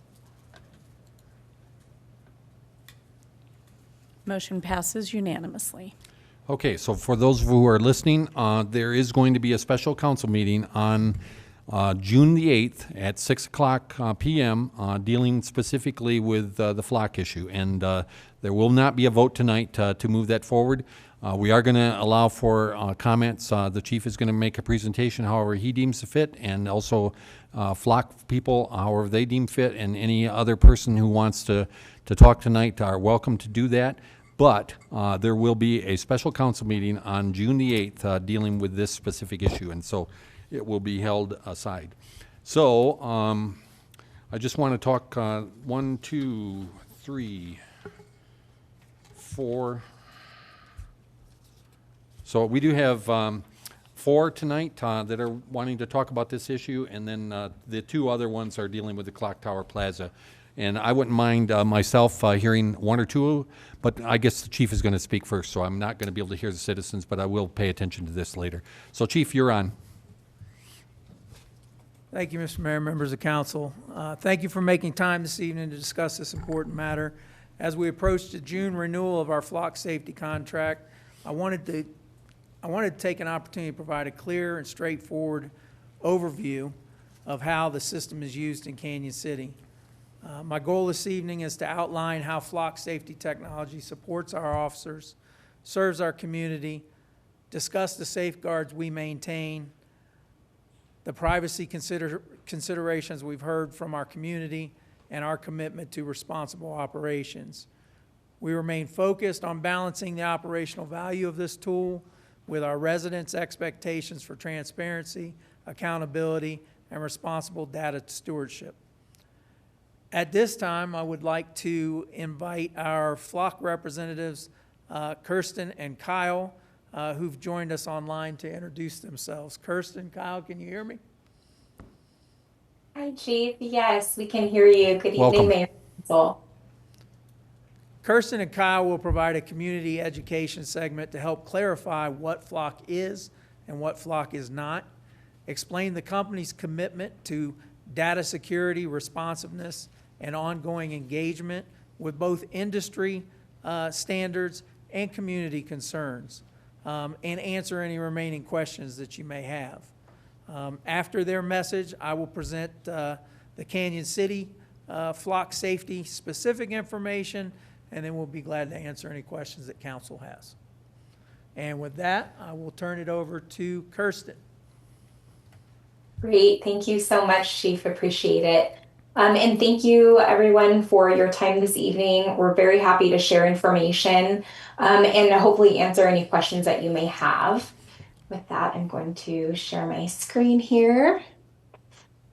All right. We will jump right in. So, Kristen McLeod, I'm a Public Affairs Manager with Flock Safety, and we'll start by giving you a little bit of a background on Flock as a company. Flock was founded back in 2017, actually after our CEO, Garrett Langley, experienced an uptick of crime. He and his neighbors did in their community. And the crime continued to happen. They were, frustrated that there was lack of resolution, and they went to local law enforcement and even brought them some personal doorbell footage of the crimes occurring. And law enforcement, while appreciative of the photographic evidence that they presented, unfortunately, it just wasn't enough information to develop an investigative lead. And so Garrett got really curious and asked, started doing research, asked what would be helpful to help solve these crimes. And in his research, he learned that the vast majority of crimes, different types of offenses, the vast majority involve a vehicle in some way, shape, or form. And so vehicle details were a really great investigative lead to have. He learned that license plate reader technology had been around since the 1970s. And while helpful, it was really not a very affordable tool for many communities. He found that legacy vendors often sold data to third parties, and it just wasn't very efficient. And so he founded Flock on the principle of bringing an efficient, affordable, ethical tool to communities nationwide. And we have since expanded our product offerings, and today we're going to focus on license plate readers in Canyon City.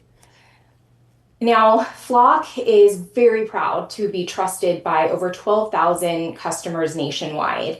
And in many of these communities, public safety resources are often stretched thin. And so we see these communities turning to technology, not to replace officers, but to provide them with, just like I mentioned, that affordable, efficient, ethical tool that helps multiply the force. It's really about supporting precision policing and getting the right information to the right people at the right time. Shifting to focus specifically on our license plate reader tool. So our Flock LPR cameras take point-in-time images focused on the rear of vehicles from public roadways. So our system does two things. It alerts officers to wanted vehicles and also provides a limited, which in your case, your data retention is 30 days. So limited amount of historical information that your department can search for critical investigative leads when a crime has occurred or when someone has gone missing.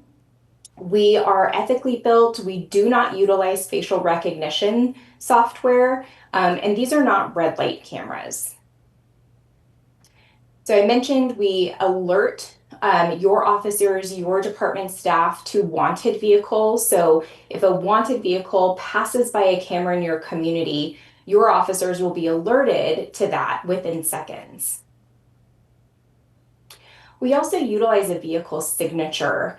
And what a vehicle signature is our technology is able to provide the opportunity for officers to search and set up alerts using vehicle characteristics. And the reason why this is important is that oftentimes witnesses to crime, it's really difficult to provide suspect vehicle plate information. To provide a whole plate is, in a time of crisis, when things are heightened, is, again, very difficult. And so oftentimes witnesses will provide officers with a partial plate or a description of the vehicle. So with the Flock system, officers are able to use that vehicle information to still search and get alerts based on vehicle characteristics. Flock prides itself on being built with privacy in mind, and there's a variety of safeguards that reinforce this. The first point is that the data is 100% owned by our customers and will never be sold. HOAs, commercial business customers, they will never have access to government data or hot lists. Flock has a data retention set, and that means that at the 30-day mark, all of the data that has not been downloaded for use in a criminal investigation is permanently deleted and unrecoverable. Flock LPR only takes images of publicly available information. Your agency is the only entity that decides who to share your data with, if at all, and not Flock. And then, as mentioned previously, we do not utilize facial recognition technology. With the Flock system, it is only vehicle characteristics. It is the information that is gathered from the camera network in your community, and that does not include sensitive information such as names, addresses, phone numbers, etc. And while there is no sensitive information within the Flock LPR system, we take data security very seriously. All of the data that is collected is stored with end-to-end encryption. We are also FBI CCHS certified. We are SOC 2 Type 2 compliant. We are aligned with industry standards, the security protocols that are established by NIST Cybersecurity, as well as the Cloud Security Alliance framework. And your data is stored, again, very securely on the AWS government cloud. We also wholeheartedly believe in enabling accountability and transparency. So we do this by, we offer what we call an LPR transparency portal. And this is Canyon City's a screenshot of your transparency portal. And this is a public-facing web page that Flock generates that provides information on how your department is utilizing their LPR system. It displays policy information as well as usage metrics. Shifting over to the accountability piece, which is very important, every single search that is done in the Flock LPR system requires a registered ID and a search reason by way of an offense type. So there has to be a reason for that search. And that reason, that offense type, along with the user ID, are captured for every single search, and they're saved in a permanent audit trail. This enables the chief and the administrators of your system to audit to make sure that the system is being used in accordance with your policies and any laws and regulations. Flock strongly encourages all agencies to conduct regular audits. And then we just launched an optional auditing assistance tool, which surfaces anomaly search patterns so that our customers can quickly identify instances where officers or users may need to receive more training, and it also may surface any misuse quickly. Some common myths and facts about LPR. This first one is that a myth is that LPRs can track people and show police everywhere they go. This is not true, and in fact, LPRs, as mentioned previously, take a point-in-time image focused on the rear of a vehicle on a public roadway. They do not continuously track a vehicle. Any images that aren't used for an investigation are deleted, and courts have consistently found that taking images of public documents, license plates, those outward-facing vehicle characteristics on public roads is not a violation of privacy. And that kind of goes into the next myth that we often hear, is that LPRs are a violation of the Fourth Amendment. And in fact, law enforcement technology is regularly challenged in the courts. LPR technology is no different, especially as it's used as evidence in criminal investigations. What is different is that the overwhelming opinion of courts across the United States declares that LPR does not violate the Fourth Amendment.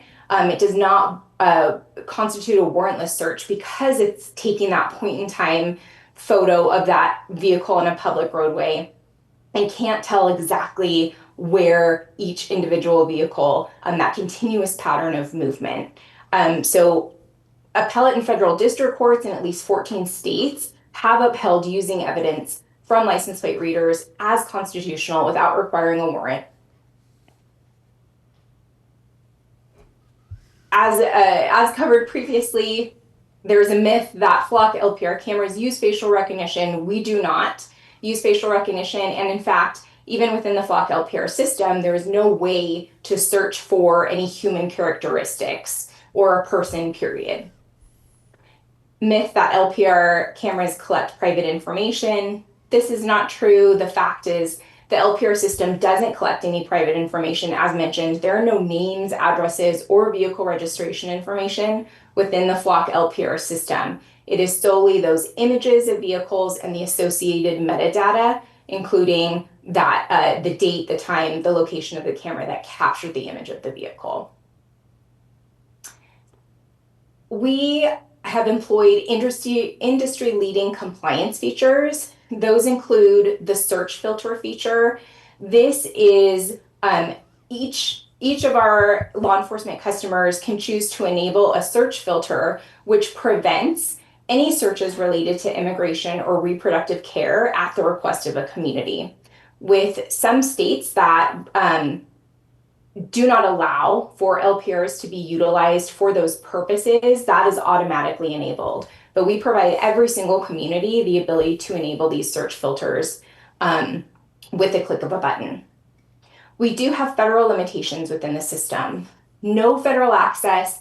They do not have any federal agency that is a customer does not have access to participate in our statewide or nationwide networks. And only agencies can share their data, not Flock. Agencies actually have to go in and enable that they can be found in the Flock system by a federal agency. If a federal agency wants access to a local agency's data, they have to request that from that specific agency, and that specific agency would have to make the determination whether or not to accept that share request, if you will.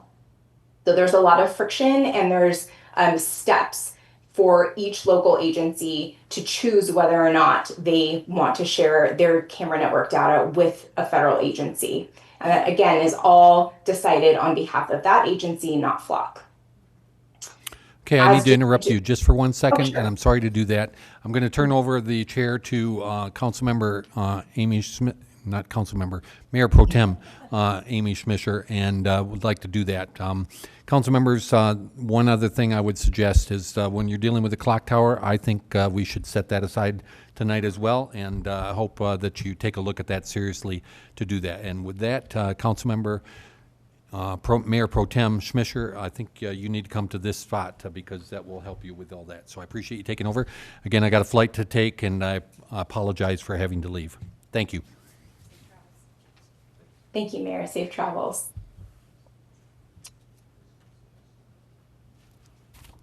Please continue. Thank you.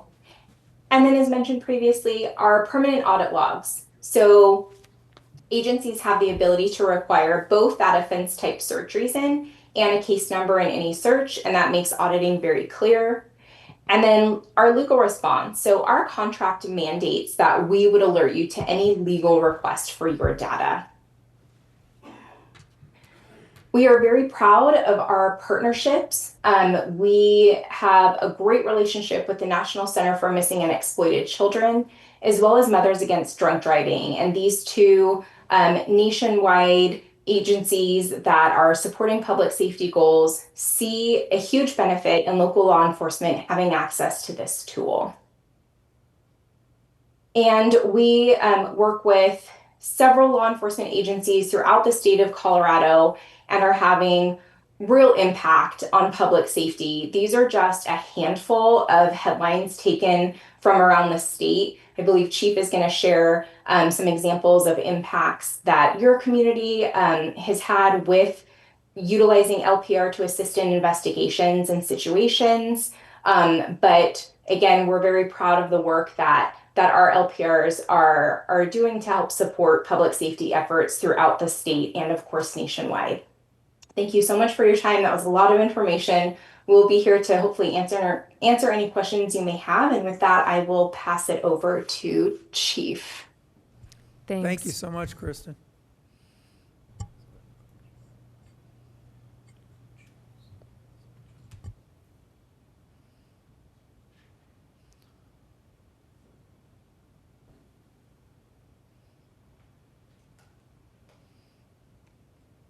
Where's my notes?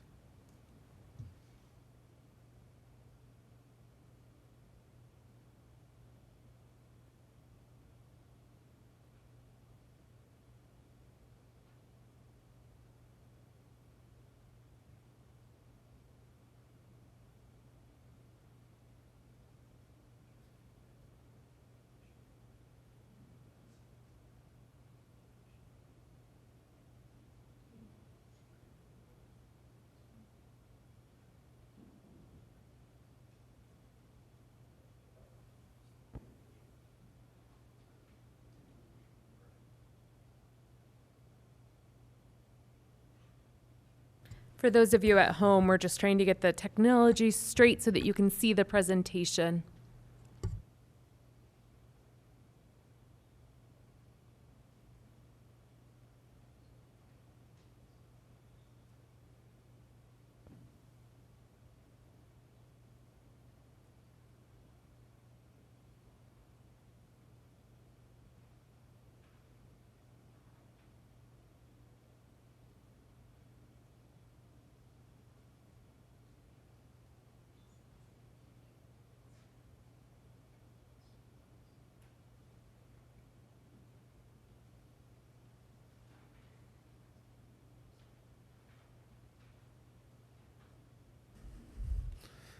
Madam Mayor Pro Tem, thank you. Sorry. Thank you, Kristen. Your comprehensive presentation was quite helpful. Madam Mayor Pro Tem, members of City Council, Flock has been a meaningful force multiplier for the city, Canyon City Police Department, and our regional partners, partner agencies. It's helped us recover stolen vehicles. It has helped us identify suspects both in violent person and property crimes, and respond more effectively in time-sensitive incidents. These are cases where minutes matter. And this system has given our officers leads, if I'm being completely honest, they just wouldn't have. With that, I want to talk about those safeguards. We maintain strict control over all our data, as Kristen indicated, generated by our cameras. CCPD owns the data. We control who can access it, and we enforce a 30-day retention policy unless the information is tied to an active criminal investigation. Each search is logged and reviewable, meaning every action within our system can be audited. And we do not share data with outside agencies unless they're pre-approved local or state law enforcement agency, and they have a lawful criminal justice purpose. These safeguards have been in place since day one.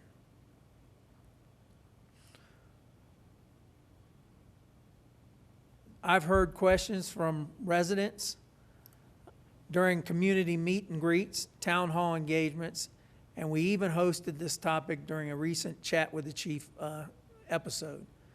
A common theme of interest is often regarding individual privacy and data security. Usually, once I explain the flock process and and how we safeguard their concerns, those concerns are allayed. Now flock does use anonymized data. Anonymized data simply means that they use no personal information tied to the vehicle registrations or owners. They do, however, use features associated with the cars, as Kristen indicated, such as make, model, color, and remarkable features like damage and decorations for system development. Those come in handy when we start looking at vehicles without tags, and we'll talk more about that as we get into our local case examples. Under our current contract, Flock cannot sell or share our data. They cannot retain identifiable information for more than 30 days. But even with those protections, the idea of anonymized data being used for development has been a point of concern for some individuals, and we take that seriously. In response to those concerns that I've heard from community members and others, Flock Safety has agreed to incorporate several important revisions in our new contract. These revisions strengthen our privacy protections, increase transparency, and reinforce local control over CCPD-generated data. First, any CCPD data used for developmental purposes must be anonymized, no exceptions. Second, Flock will not retain any of the community's data beyond the 30-day retention window, whether it's anonymized or derivative form. This prevents any extended retention period outside our control and ensures our data life cycle remains consistent. Next, we're changing the licensing language. The current contract includes an irrevocable license for developmental use. I did not understand or like that term. It sounded like once we severed our relationship with Flock, they had full control over any remaining CCPD data components. In our new contract, that phrasing will be replaced with a license that becomes revocable upon the contract's expiration. I think it is, again, a step toward ensuring that our community's privacy interests are better protected, guaranteeing that CCPD maintains full ownership and control over its data even after the partnership concludes. We're also adding an annual transparency report. This will require Flock to tell us exactly what anonymized CCP data was used, for what purpose, and for how long. This supports our commitment to transparency and gives us clear information to share with the public during future reporting or town halls. Additionally, Flock has built out a transparency portal, you heard Kristen talking about that, for agencies to openly share focused and redacted data and usage reports with the public. CCPD's Flock transparency portals publicly report what the system captures and what it does not. It features an agency policy language on how the agency may use it, which uses are prohibited, who can access it, and aggregate usage statistics such as searches, hot list hits, and a total vehicle read count. Deletion requirements. Finally, we're adding a full deletion requirement into the contract. Upon our request or at contract termination, Flock must delete all CCPD generated data, including anonymized, derivative, or development copies. This ensures no residual data remains beyond the life of the agreement. The revisions align with emerging national standards for ALPR and public safety technology contracts. They directly address the privacy concerns that we've heard from our community, and they reinforce our commitment to responsible data stewardship while preserving the operational benefits that make this system valuable to our officers and our community. Success case 1. Now, if council will permit me, I would like to take just a few more minutes of time and discuss some of our system-related success cases.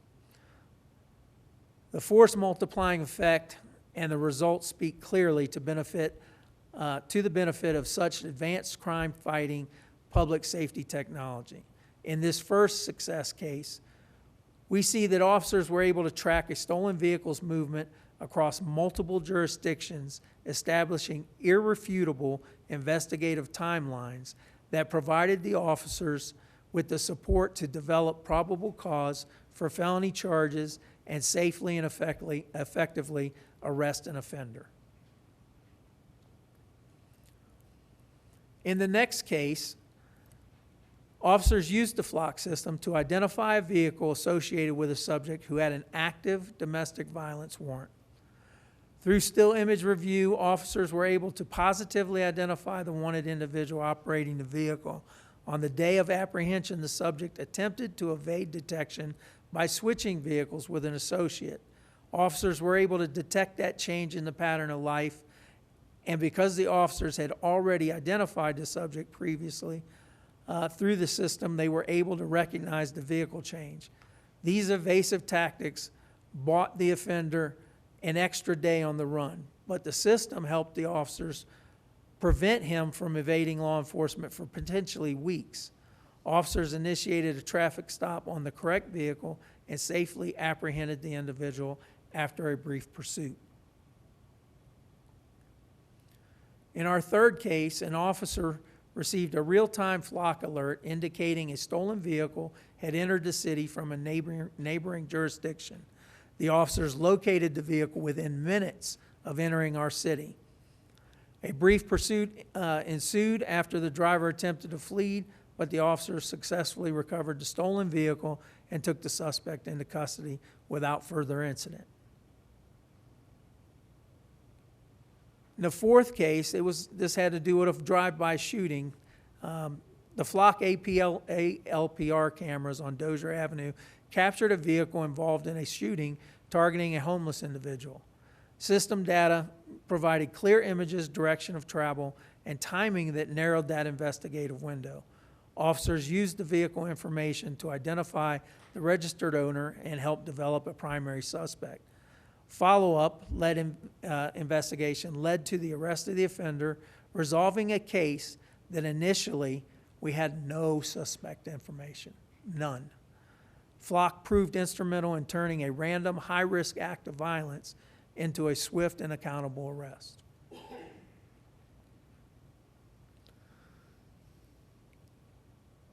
In the next case, officers responded to a suicidal individual who had left the area in a vehicle. Family and friends, why is that showing the wrong one there?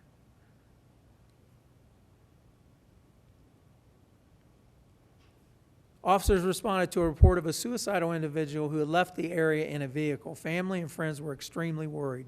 They contacted our office. Officers were able to use the flock system to identify the vehicle being used by the person and track that vehicle's throughout the city and into a neighboring jurisdiction. This real-time information allowed our officers to locate the individual at a residence outside city limits and coordinate with the neighboring community, and we were able to intervene promptly, and ensure the individual's safety. In the next case, a citizen reported the theft of a prefabricated shed valued at approximately $15,000 taken from their residence. Initial information was very minimal. Only a possible white truck, pickup truck, seen in the area is all our officers had to go on. One very diligent young officer started reviewing camera footage looking for a white pickup truck and was able to determine that there was a white pickup truck traveling through our cameras in a space related to the theft area. That truck had no tag on it, none. We talked about, or Kristen talked about, the learning characteristics of flock and being able to identify those remarkable characteristics, from vehicle damage to different colors, different parts colored differently on the vehicle, right down to bumper stickers on a car or in the window. Those things become very valuable in cases like this. This suspect was actively evading law enforcement, displaying no tag on the vehicle. He had a flaw, though, that his right front end had recently been damaged or replaced because there was non-matching paint. So the officer was able to detect that. We couldn't find anything by LPRs because we didn't have tag information. The officer very smartly collaborated with his peers and put out a BOLO, a be on the lookout instruction for his partners, and they were able to let him know that just a couple of days before they had stopped a vehicle matching that description. All of this led to the officer being able to establish probable cause. Once they identified the offender, the vehicle owner, they were able to establish that probable cause to get search warrants and coordinate with outside jurisdictions to go to that house and conduct a search. When they conducted the search, they found a $15,000 shed and got it back to our community member who lost their property.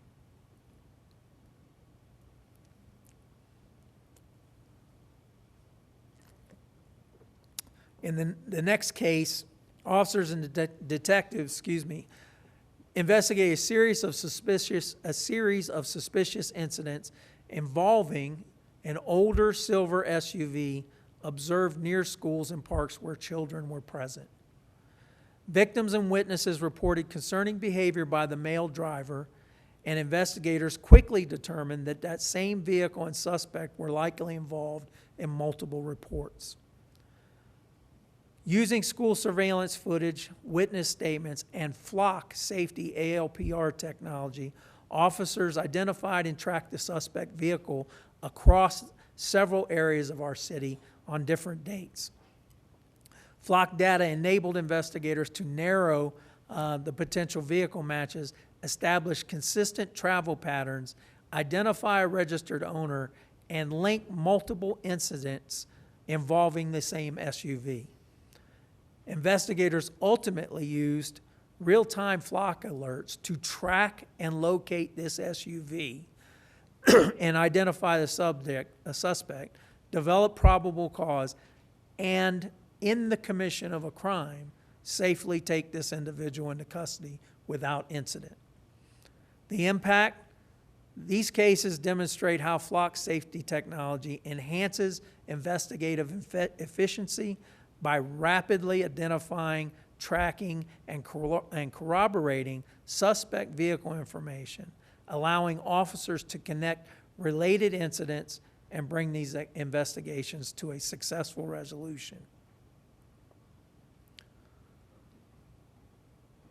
So I'll offer this in consideration of our flock contract. I want to leave you with a few final thoughts.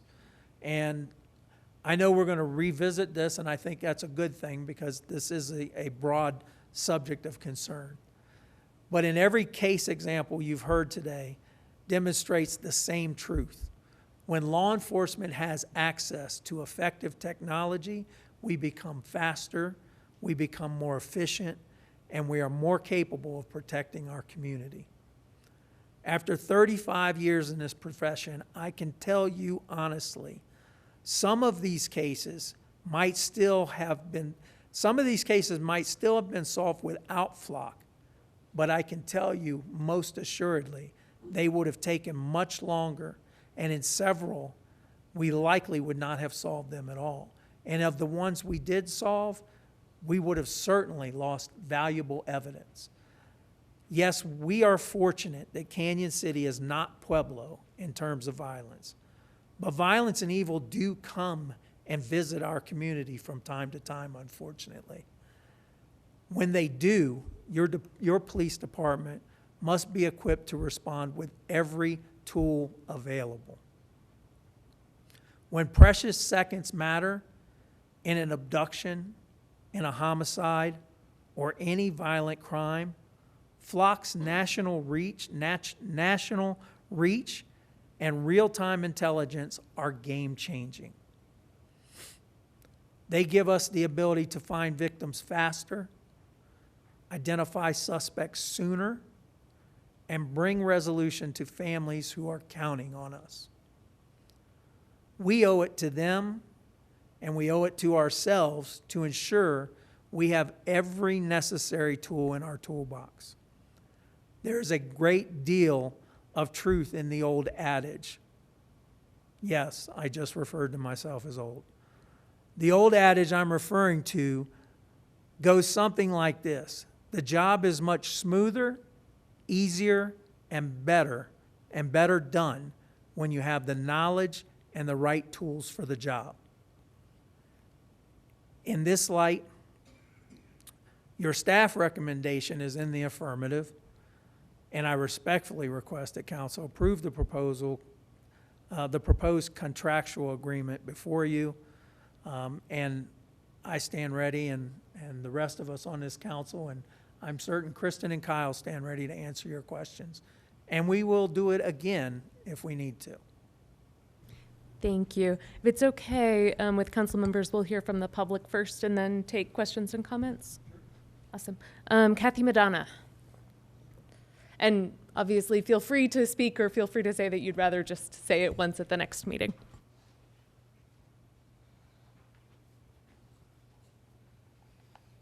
Thank you, Council, Mayor Pro Tem. Thank you, Chief and officers. Chief, you know I love you. I respect what you do. I am so glad you're here. I trust you. It does not mean I will trust the next person. It does not mean I trust Flock, which I do not. There is no oversight of Flock, and they are going to tell you what they think we want. Long term, this information is dangerous to all of us. I have never felt so vulnerable in the United States as I do at this time.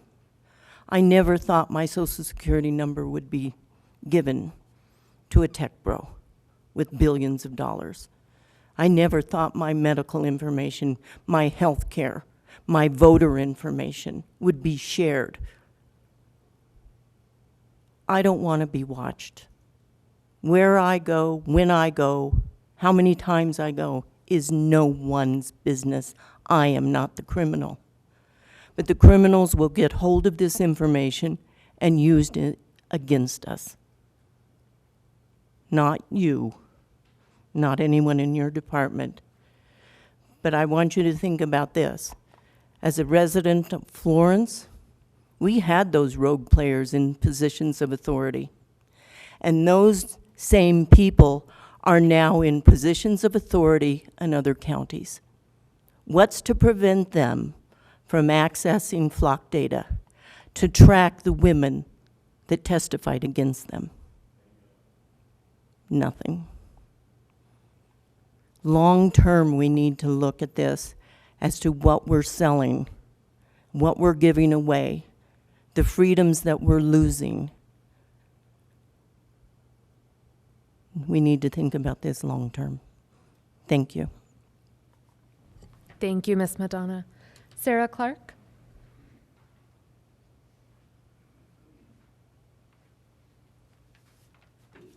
Thank you, Mayor Pro Tem and City Council members. Hello, I'm Sarah Clark. I'm a retired Marine Signals Intelligence Electronic Warfare Chief. After 20 years in the field, I am a subject matter expert on digital technology and digital communications systems.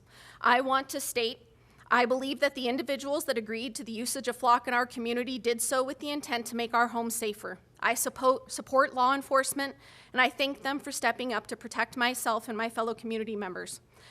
Flock is a privately owned company with no third-party oversight or auditing measures. Our local law enforcement does not maintain the data that is captured through the dragnet surveillance. Unlike speed cameras or red light cameras that only take a picture of the license plate when the driver breaks the law, Flock grabs every car and person that enters its field of view. Every data capture is allegedly stored for 30 days in an AI data center. The stored data is searchable without a warrant by law enforcement that has been granted access to it. An example of this access would be a Canyon City Police Chief granting Custer County law enforcement agencies permission to search the captured flock data. Once law enforcement grants access to our cameras in Canyon City, they cannot guarantee who accesses it, or when they access it, or why they access it. Imagine if a disgraced law enforcement left a job in Fremont County but could still stalk residents through flock surveillance data from a neighboring county. A simple search on the internet reveals lawsuit after lawsuit, with law-abiding citizens taking action against the usage of flock to violate our Fourth Amendment rights. The same search will return results of law enforcement using flock to stalk current romantic partners, ex-partners, and in some cases, complete strangers. With zero non-law enforcement oversight over the private company collecting our data without our consent, abuses are occurring. Flock grabs our data and fingerprints our vehicles to include teenage drivers. Without our consent, AI is nowhere near ready to replace the due diligence of a human. AI is known to hallucinate or make up information when it cannot find an answer or is given incomplete data. A quick search of flock errors or mistakes return a story of 3 Coloradoans who were on a flock hot list and were subject to unjust stops every time they drove by a flock camera. Or the story of Benjamin Upchurch, who was attacked by a police canine due to falsely being identified by flock as driving a stolen vehicle. Although surveillance states like Japan, South Korea, or China have a lower crime rate, the freedom from unreasonable law enforcement searches is a steep price to pay. I am asking the Canyon City government to take a beat and not renew the flock contract until after hearing from the community. Allowing a private company into our community to surveil our citizens without our consent is opening up this government body and the taxpayers to liability. Thank you. Thank you, Ms. Clark. Levi Garner?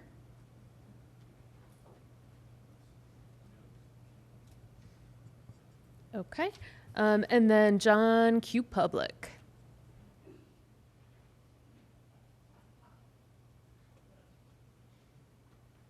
Thank you. I'll try to be brief. Chief, thank you so much. I do want to commend you on the community outreach that you have been making some serious strides in. Thank you.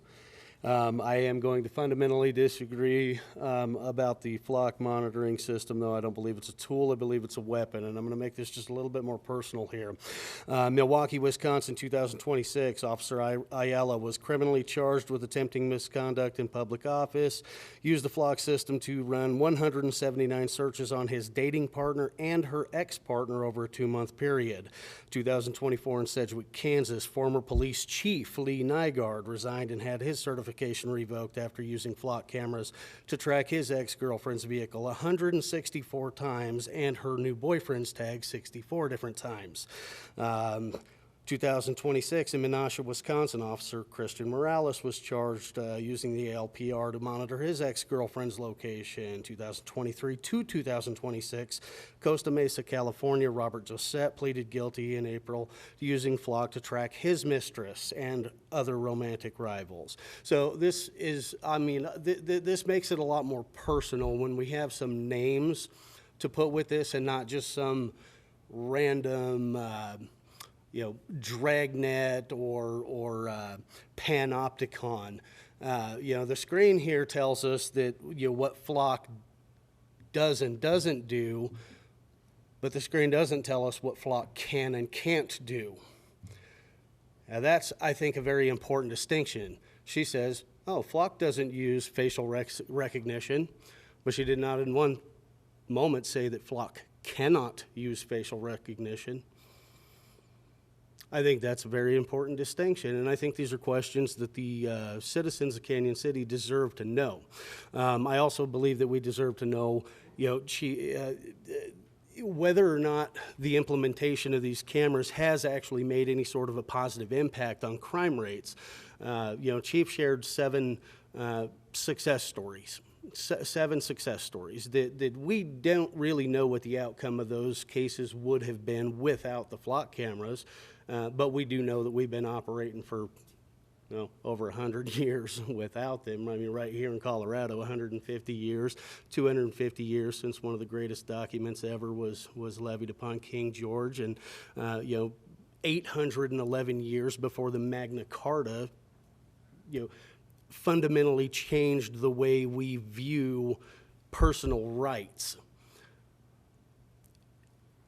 I think it is very important that we don't forget where those rights came from, how, and why.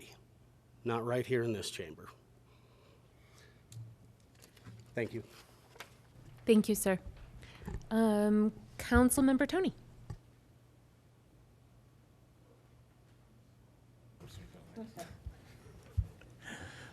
Thank you, Mayor Pro Tem. I had some questions for the chief and for Kristen, but first I want to give a couple of examples. I had a $30,000 generator stolen, and this was not in Canyon, but they were able to use flock to uncover a theft ring, and they had over 60 of these in a barn. Mine wasn't recovered. They already stole it. They'd already sold it. But that was a success story with flock. You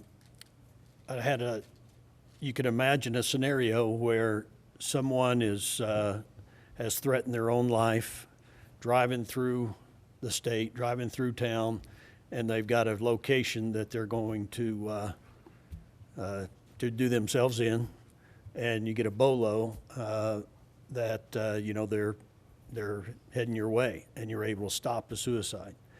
That's a scenario that could very well happen. So there are some great success stories in that. I had a question for the chief. I don't think we pressed on this enough. How does it keep our officers safer? Officer safety is enhanced by knowing what you're going into. Knowledge is power. So if you are approaching a vehicle that you know is stolen, you're approaching a vehicle that's harboring a fugitive associated with a violent crime, you can take counteractions to keep yourself and your partners safe.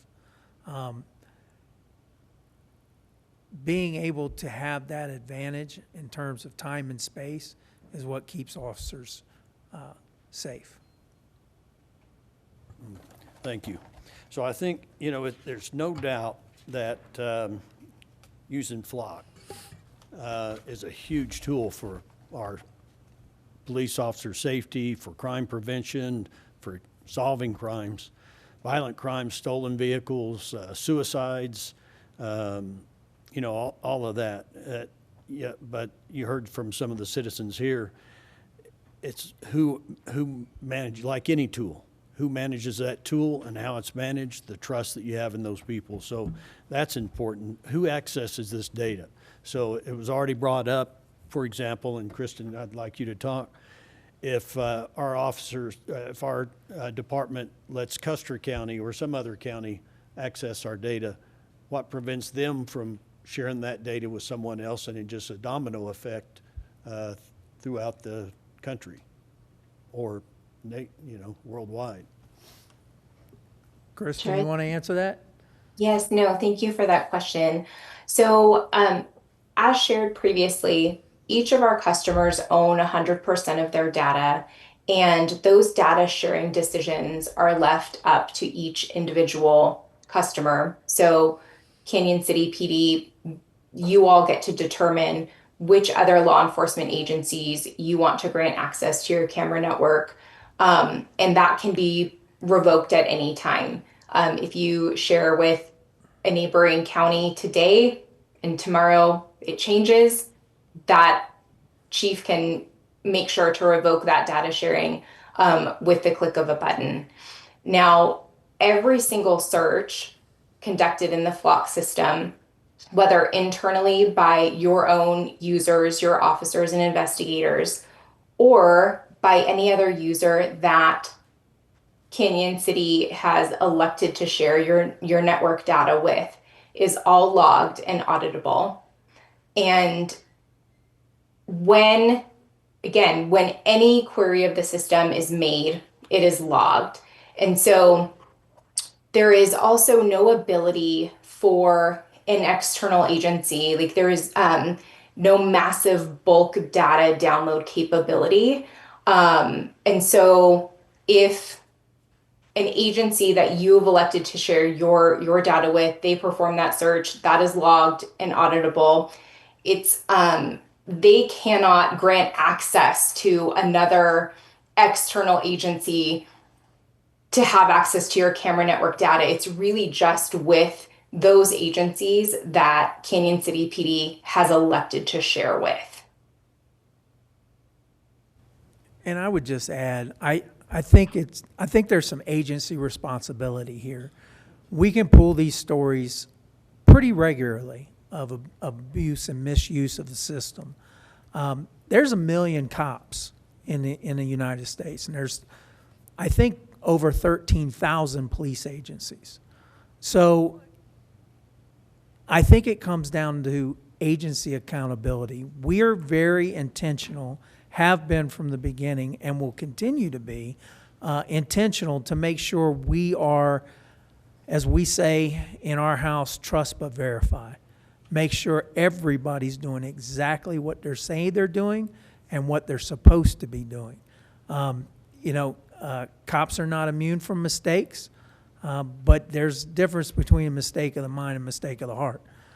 So we need to make sure we're holding each other accountable. I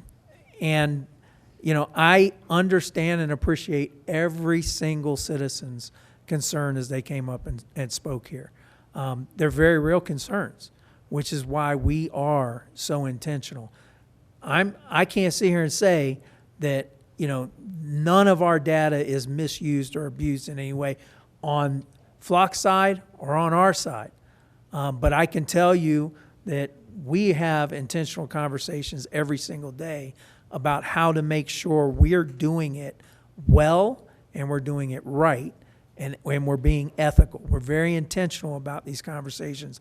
The more of these we do, and we did the chat with the chief, and that wasn't just it wasn't just fluff, let's have a conversation. We got in the weeds, we talked about things. People sent us messaging, in the inbox during the show, expressing these same things. And so we've been very intentional from day one in managing this stuff effectively to make sure that we're doing what we're supposed to be doing. People that should not have access to it do not have access to it. Very mindful of Colorado law as it pertains to immigration and that type of thing. We're very intentional about making sure we're doing the right thing with this tool so that we can continue to use it. I understand the sensitivity around it.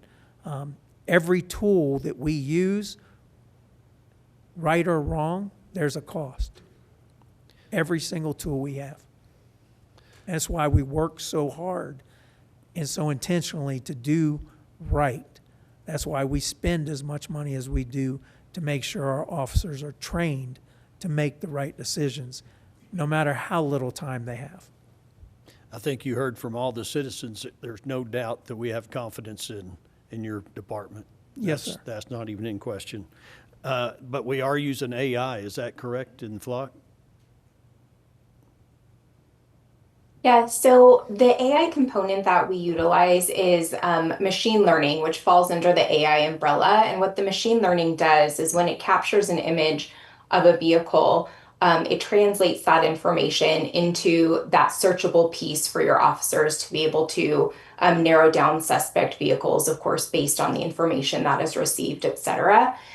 So I'll make very clear that there is not an element of predictive policing. We're not telling officers kind of outcomes. It's really just a way to take that image and organize the information into searchable features. Thank you. That's all I have. Sorry. No, not at all. Thank you, Councilmember Tony. Councilmember McCullough? Thank you, Mayor Pro Tem.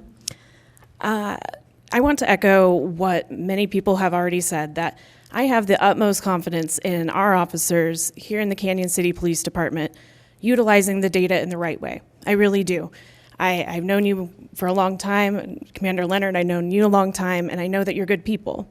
But as I was doing research about Flock, I came across 3 concerning articles, and I'm going to give you a brief summary. This is from an article from CBS entitled "Flock License Plate Readers Shared Data with Out-of-State Agencies, Ventura County Audit Finds." And this is from February 27th, 2026. And it says, an audit of Flock safety license plate readers found that the company inadvertently shared Ventura County data with out-of-state law enforcement agencies, including federal agents. The Ventura County Sheriff's Office said it had disabled Flock's national lookup feature in June 2023 to comply with California's law barring local agencies from sharing automatic license plate reader data with an out-of-state and federal law enforcement agencies. However, earlier this month, deputies learned that several California law enforcement agencies reported that the national lookup feature had somehow been reactivated without any explanation. Upon discovery of the audit results, our agency immediately engaged with Flock representatives who told us that other agencies had experienced similar issues. The Ventura County Sheriff's Office wrote, Flock further advised us that due to limitations in technical logging, it was impossible to determine the specific cause. I worked in software, so I am a little suspect of anyone that says that they can't find the cause of their data or their software malfunctioning. Like, there's ways to find out. Another article said that, and this is from August 19th, 2025, and it says, Flock admits federal immigration agents have direct access to tracking data, despite previous claims. Flock Safety Company, the operating license plate reading cameras across the United States and in dozens of Colorado municipalities, now admits federal immigration agents have direct access to local police data through a pilot program, contradicting months of public denials about such arrangements. The company now acknowledges the connection exists through a previously publicly undisclosed program that allows Border Patrol access to a Flock account to send invitations to police departments nationwide for one-to-one data sharing, and that Loveland, Colorado police accepted the invitation. If data was shared with Customs and Border Patrol for immigration enforcement through any Colorado law enforcement agency, it could be a violation of state law. All right, and finally, this other article is from Palo Alto from January 31st, 2026 of this year. Federal law enforcement agencies improperly access data generated by the Flock automated license plate reader system in Mountain View, California, without the police department's permission or knowledge. I think that's pretty concerning, that you could do all your due diligence and Flock still has the ability to share data and to disable the protections that you put in place. That really gives me concern as a member of the public and also as an elected official on who we choose to do business with. Thank you, Councilmember McCullough. For everyone's reminder, Monday, June 8th at 6 p.m. we'll have a special city council meeting specifically dedicated to this topic. I also had one question. I had asked, upon reading the packet, about Flock's ability to loan, give, or otherwise provide the data to other entities, and our IT director, Owens, pointed me to the portion, I believe, of the contract that specifies how they are able to do that. Could you speak to that a little bit? Yes. So the terminology that was sent was a part of the original Flock contract that was signed in 24. The disclosure of footage, Flock has the ability that is subject to, and during the retention period, which we've established as 30 days in our account, Flock may access, use, preserve, and or disclose the footage to law enforcement authorities, government officials, and or third parties if legally required to do so, or if Flock has a good faith belief that such access, use, preservation, or disclosure is reasonably necessary to comply with a legal process, enforce this agreement, or detect, prevent, or otherwise address security, privacy, fraud, or technical issues or emergency situations. And I believe Kristen alluded to this earlier as well. Anytime there is a legal request to disclose our customer data, Flock is contractually obligated to notify us as well. It does seem, though, that there are a lot of additional provisions under which they could provide data to really any third entity if they are addressing security, technical issues. Those are pretty broad terms. So I'm just wondering, Kristen, how does that square with what you mentioned earlier about, let's see, only your organization decides who to share info with? Yes, so thank you. And it's not Flock does not have a general right of access to your data. Again, you own the data 100%. Your department, your city determines those data sharing settings. And the disclosure piece, that is just, again, to provide services to, walk your officers through if they're having a customer service issue, to address those. And then, of course, if we were to receive a valid legal court order for your information, because you are the owner of that information, we would notify the city immediately so that your legal team can work to address that request for your data in a way that you see fit. And Flock would, of course, work hand in hand with the city. Thank you. Chief, we wouldn't have any way to know, though, if Flock was sharing our data with anyone else. Is that correct?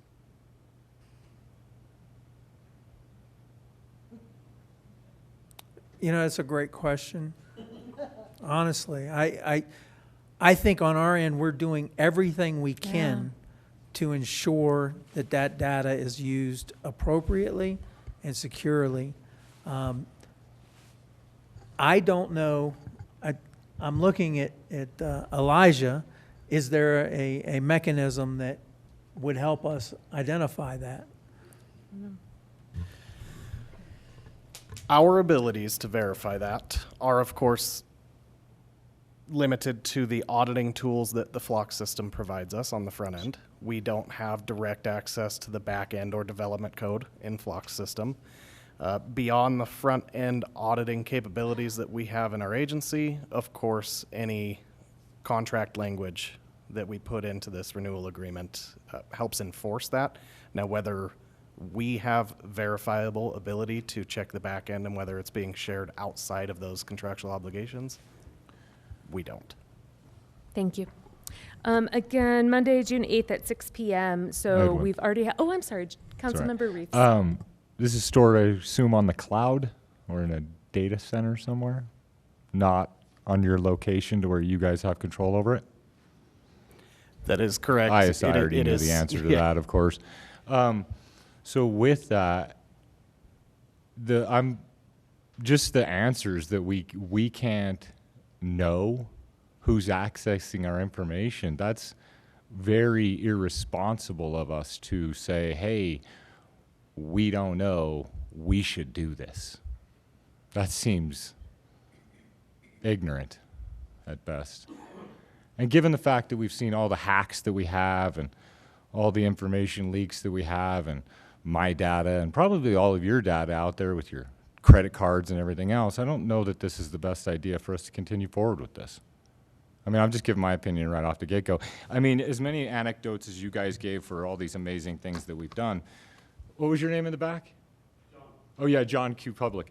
John gave just as many anecdotes of people that violated it. So, I mean, we did, you guys crime fought long before we had cameras. And so I think you guys can do the job still without cameras. I think it violates way too much privacy to have something like this. And, you know, one of my idols, Benjamin Franklin, said it perfectly. Those who would give up essential liberty to purchase a little temporary safety deserve neither liberty nor safety. Thank you, Councilmember Reeves. Councilmember McCullough? One last question for the chief. Have you all looked at the alternative companies that offer ALPR technology to municipalities? Are there companies in particular that you're asking about? I'm just wondering if you're aware that there are alternatives. Oh, we are. Okay. We are aware. Okay, great. And of the ones that we have looked at, the national nexus is usually the defining element. Flock has the national nexus. Okay, thank you for that. Yeah. Thank you. Okay, so we've already had a motion to table this, so we will take it up on June.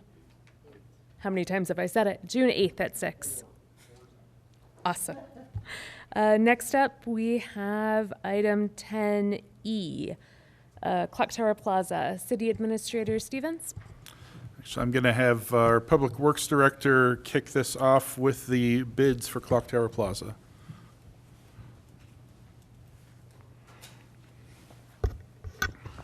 Good evening again, Mayor Pro Tem and Council. We're here today to present the bids that were received for Clocktower Plaza. We did open bids for this project on April 23rd. We had 6 bids received that ranged in price from $817,000 to just shy of $2 million on this project. In those bids, the low bid is for $817,008.50. Staff would be recommending an award of the base bid to the low bidder, Gordon Construction, out of Colorado Springs, in that amount, plus a 15% contingency to allow for unknown, unanticipated site conditions, which would be a total award of $939,559.78. Project is currently budgeted at $950,000 within the Quality of Life Fund, so that falls. The base bid falls within the budgeted amount and leaves a little bit of allowance for things like material testing, and there are some potential underground storage tanks on the site dating back to when that was a fuel station that were closed out, but we may still have to encounter those and deal with that environmentally if we go forward with this project. So that $950,000 number, I will point out, is partially funded by a grant. We do have a $350,000 grant through the Department of Local Affairs at the state of Colorado that funds the construction of this project, as well as $600,000 of local match money on that. The project also dates back many years, long before I've been here. I think Rick did a presentation. Oh, it's maybe right there. Maybe that's an updated one. But he did a presentation back in January of 2025 when we initially looked at this project and decided to invest the money in spending the design. He highlighted all the different plans and efforts that have gone into this project that I think dated back at least to 2012, and the Downtown Strategic Plan referenced this all the way up through 2023 when we really took on the planning efforts and the public input for Clocktower Plaza that we have today. Lastly, I would mention the project has been cited in numerous other grants. In my 3.5 years here, There's been at least $4 million of grants through CDOT and other DOLA agencies that have funded projects in this area that specifically cited Clocktower Plaza as part of the city's vision and the city's goal for this area. And we're just referenced in those grants. Most recently, you've got things like the 3rd Street Connector project we're working on now, which is anchored by one end at Clocktower Plaza. All the work on Main Street last year was $1 million from CDOT, which centered around Clocktower Plaza as well. With that, the base bid does not allow us to consider the alternates that were part of the original bid. So the alternates included the shade sails and the canterary lighting. I forget the term. It's the rope lighting that hangs throughout the site, as well as the restroom on the site. So those are not included in the base bids. Those are add alternates, each with between $120,000 and $150,000 price tag assigned to them. So if council decides to move forward and award this base bid, the other part of my request would be to see if there's appetite from council for us to pursue value engineering with the selected contractor to try to identify alternatives or items that we could self-perform to save money. And then if there was a preference of which of the alternates would get added first into the contract if we had sufficient funds to do that, either the shade sails and the lighting or the restroom. And I think that was about all I had for this topic. Thanks, Leo. Leo mentioned some of those project plans and the strategy for downtown. Patrick, do you have a couple slides or something you wanted to present regarding the overall plan for downtown and how Clocktower fits into it? I do.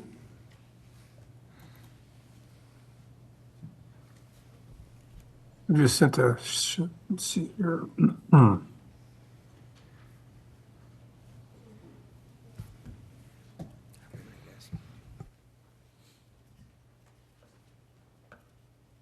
See y'all later. Yeah, buddy. Have a good night.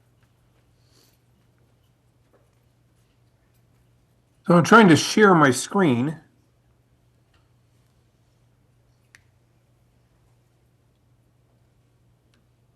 There we go.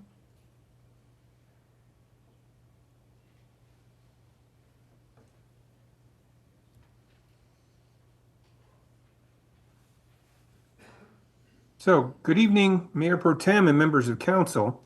I was asked to prepare kind of a brief history of the Clocktower Plaza project from its inception. So, consideration of what to do with the vacant lot at the corner of 3rd and Main has been a topic of study dating back nearly 15 years. A variety of studies and plans were commissioned by the city over time. Downtown Canyon City Strategic Plan in 2012, Canyon City Vision Plan in 2014, US 50 Corridor Plan in 2015, the Arkansas River Corridor Master Plan in 2017. All of these studies recommended using the 3rd Street corridor as a means of attracting visitors from the riverfront into downtown with a placemaking feature at the corner to serve as a focal point and to activate the westerly half of Main Street. These recommendations were incorporated into the city's comprehensive plan in 2021. The comprehensive plan placed a high priority on pursuing a design for what had become known by this time as Clocktower Plaza. In 2024, Clocktower Plaza was incorporated into the multimodal master plan as a focal point along the 3rd Street corridor for pedestrian and bicycle users. In 2025, Main Street was reconstructed between the 100 block and 400 block, incorporating intersection bump outs that defined a hard edge to the Clocktower Plaza space. Also in 2025, the city successfully demolished the New Method Laundry building in the 300 block of Main, opening the space to serve as parking, displaced by the pedestrian-oriented uses intended for Clocktower Plaza.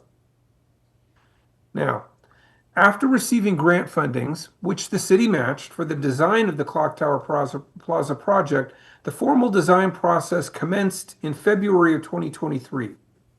In addition to a stakeholder committee, the process involved numerous input opportunities for public comment and reaction.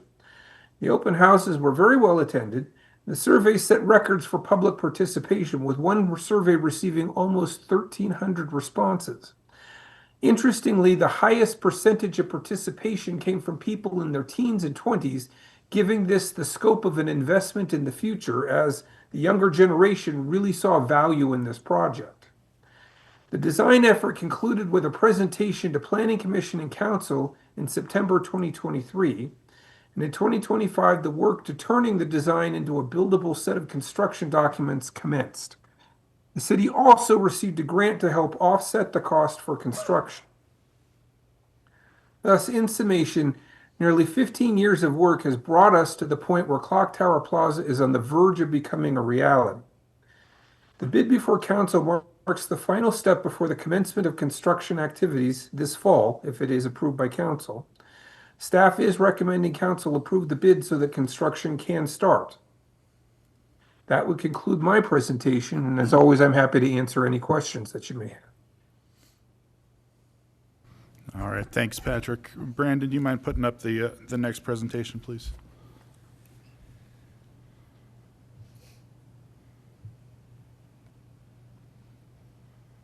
And go ahead and move to the next slide, please. So as Patrick and Leo have both mentioned, there's a strategy for the Clocktower Plaza, having that key portion, that key site right there on 3rd and Main Street. It's key for a couple of reasons. You can see Clocktower from both sides of downtown. You can see it as you come in from RGB. And then also with the train receiving about 250,000 visitors a year, there's a lot of traffic that goes down to the Centennial lot parking lot down there. And one of the pieces of the strategy, both for the 3rd Street connector and the western part of Main Street, is to have that attraction, that one thing to help drive people as they make that decision, as they're turning out of the parking lot to either go one more block down and visit our Main Streets, or really try to activate that space so that there are more opportunities for visitors to make that trip off of RGB. That's one of the things that, from an economic development standpoint, we have struggled with for many years. Is what are those things? What are the tools that we have to try and draw people off of RGB? Some things that the downtown development plan, our strategic plan, was done in 2012. We've got some information here about the kind of the story of downtown, as and continued investment has happened downtown with the bump outs and the expanded sidewalks. Back in 2008, the sales tax revenue downtown was about $191,000. Last year topped about $381,000, so about 100% increase over that time. There has been a lot more of that growth in the downtown sales tax base has happened over the last 10 years after the bump outs and that additional investment has been made downtown. So continuing to make that these types of improvements to downtown, it helps to attract people downtown and create that foot traffic and create that activity. Down in the bottom corner, you see that restaurant revenue has continued to grow. Back in 2008, that was about 40% of the overall economic activity that was happening downtown from a sales tax base. That has grown to about 50% of that activity over that time frame. Again, I think a lot of that goes back to those investments that have been made downtown, not just with the bump outs, but with the additional work that's being done with the Urban Renewal Authority and the investments that the city and Urban Renewal Authority have been making into the improvements of those buildings and the streetscape. Next slide, please. I think most of these have already been covered by Patrick and Leo. One on the right, some of the results of that survey, what the space could be used for: farmers and craft markets, food and beverage pop-ups, evening activation, and everyday gatherings. So one of the things from a downtown perspective, it's really about generating the activity downtown. It takes about 200 plus days of activity to try and really generate vibe and culture that you want downtown that creates a lot of foot traffic. And having a space that's right on Main Street to help with that, I think is very important to the overall project and future development of downtown. Next slide, Brandon. So again, those positive effects that this project would have on downtown helps create some of that foot traffic, which is important for the restaurants and retail downtown. Unfortunately, it doesn't make it into the base bid, but those retail incubators to try and help improve and build retail establishments that can go into more traditional brick and mortar. It is that western gateway, activates the full corridor. We don't have a whole lot that has been done on the western side. The improvements that were mentioned that were done last year were a precursor to this project, and getting the Clocktower project done would help generate some activity on that side of Main Street. And then again, it continues on the proven investment strategy that we have already invested in the Central Business District, and continues to move forward with those investments. Next slide, Brandon. A couple of things to, concerns that we've heard over the years and through that public process is the loss of parking.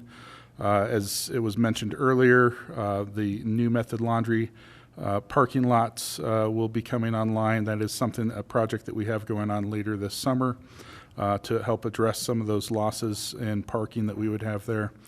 The incubator space could be perceived as competition for other retail, so it'd be important to curate that appropriately. Really making sure that we're targeting the right activities for downtown, and making sure that those activities are not just weekend-based, but trying to target those activities to slower days of the week for the downtown area to try and generate additional foot traffic down there. And then the visibility gap. So really making sure that we have strong wayfinding signage directing people to the downtown areas, and not just the plaza, but making sure that people leave the plaza and head east downtown as well to try and find the other stores and restaurants.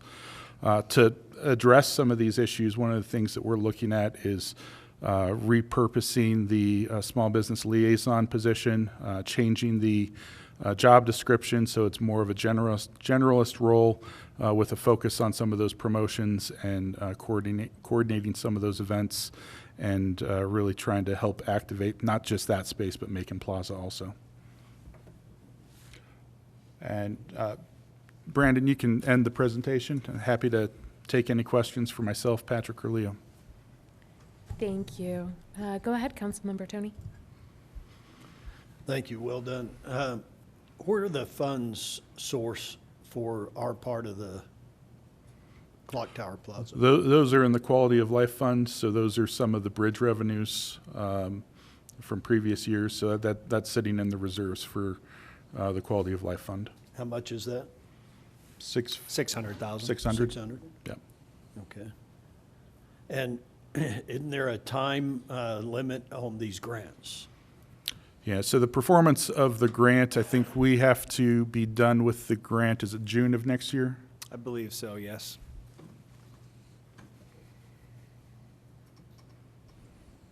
Are you finished, Councilmember Tony?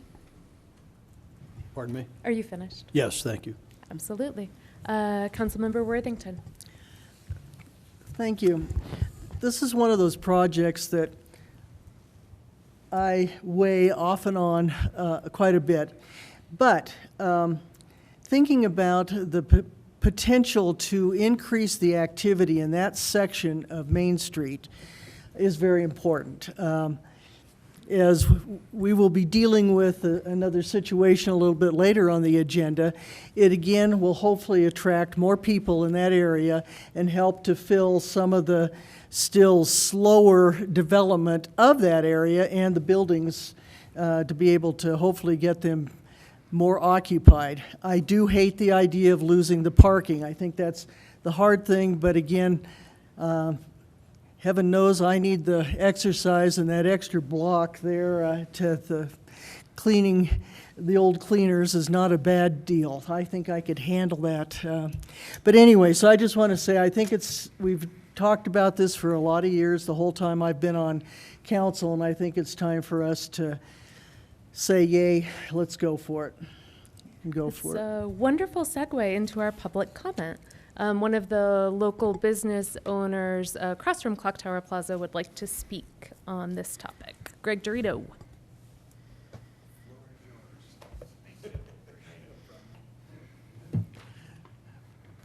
Madam Mayor, members of the council, thank you for the time. I've weighed very heavily on this subject, and I've been torn back and forth on this. And I actually had a conversation. One of my good friends is a very successful real estate broker up in Denver, dealing with commercial and residential. And I talked to her about this, and I said, I need an unbiased perspective. I need to know somebody that's not got a dog in the fight. Help me understand the value of this or the detriment to this. And she said, okay, well, tell me what the project is. And so I told her the initial project with the grass and the pavilion and the kiosks and the bathrooms and the essentially pavilion that was designed.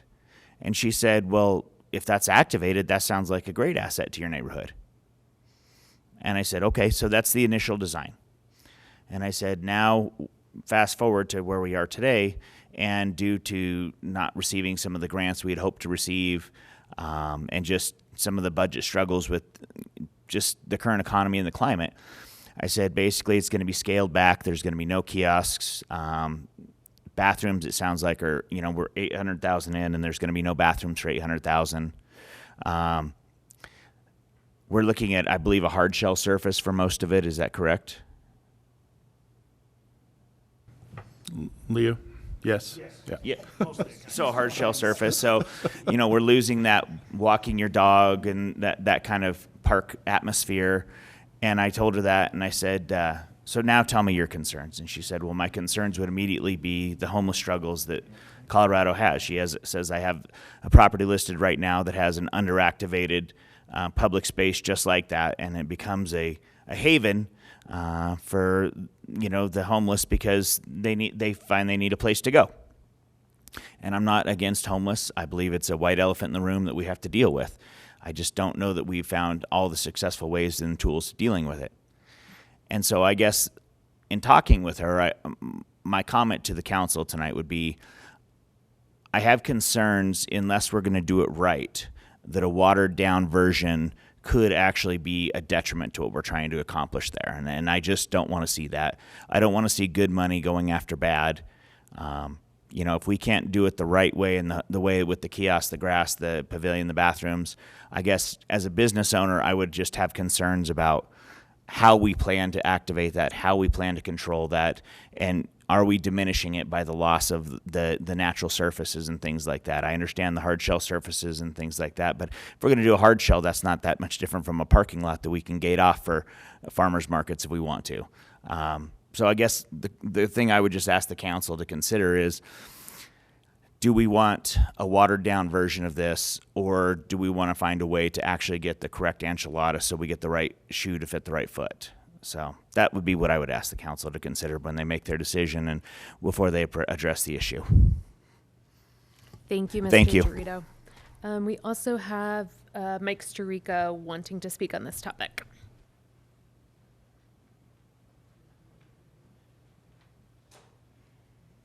Thank you, Mayor Pro Tem and council and staff. I would strongly urge council to not agree to approving this bid tonight for several reasons. Number one, first off, I want to let you know I'm Mike Storica. I'm not John Q. Public. I think that adds credibility to what I'm saying. There's $570,000 of quality of life money that comes out of our budget for this project, with the possible add-ons of another $271,000 for a project of $861,000. For a project that's watered down similar to what's being proposed for the public swimming pool. We went through meetings, it's been said by staff, all these different meetings for public inputs for a project that was pictured with grass and a band shell and kiosks and a restroom, and now we've scaled it down that wasn't part of that public input.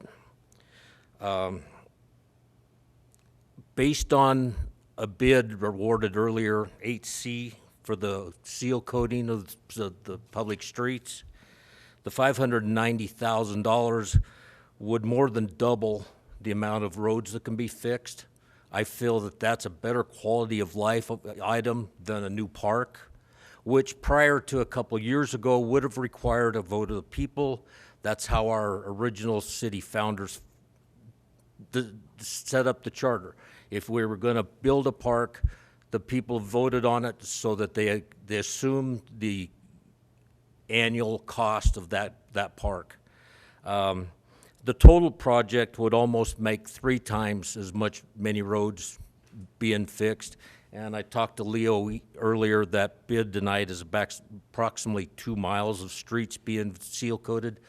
We've got a block and a half of Main Street that's one of the worst blocks in town, with signs that direct people to the historic downtown district that have to go through that block and a half to get to it. So I would strongly urge you not to approve this bid tonight. Thank you. Thank you, Mr. Sturika. Any additional discussion from council?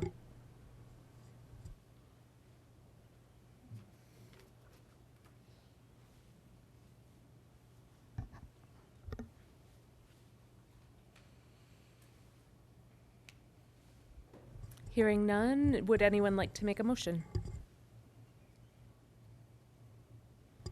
Councilmember Tony.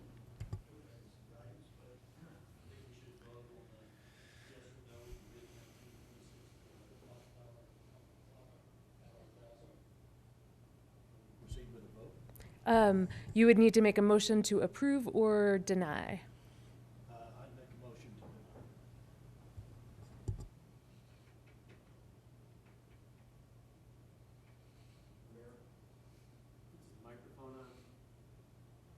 Oh, apologies. Councilmember Tony, your microphone was not on. Would you mind repeating your motion?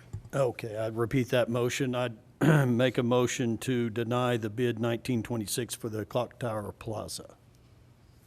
And I moved over to my other laptop to second it as a council member. Could we have a vote, please? Oh, apologies, we have discussion. Councilmember McCullough. Thank you, Mayor Pro Tem. In voting to not approve this tonight, would that fully close the door to discussing it again? Is my question.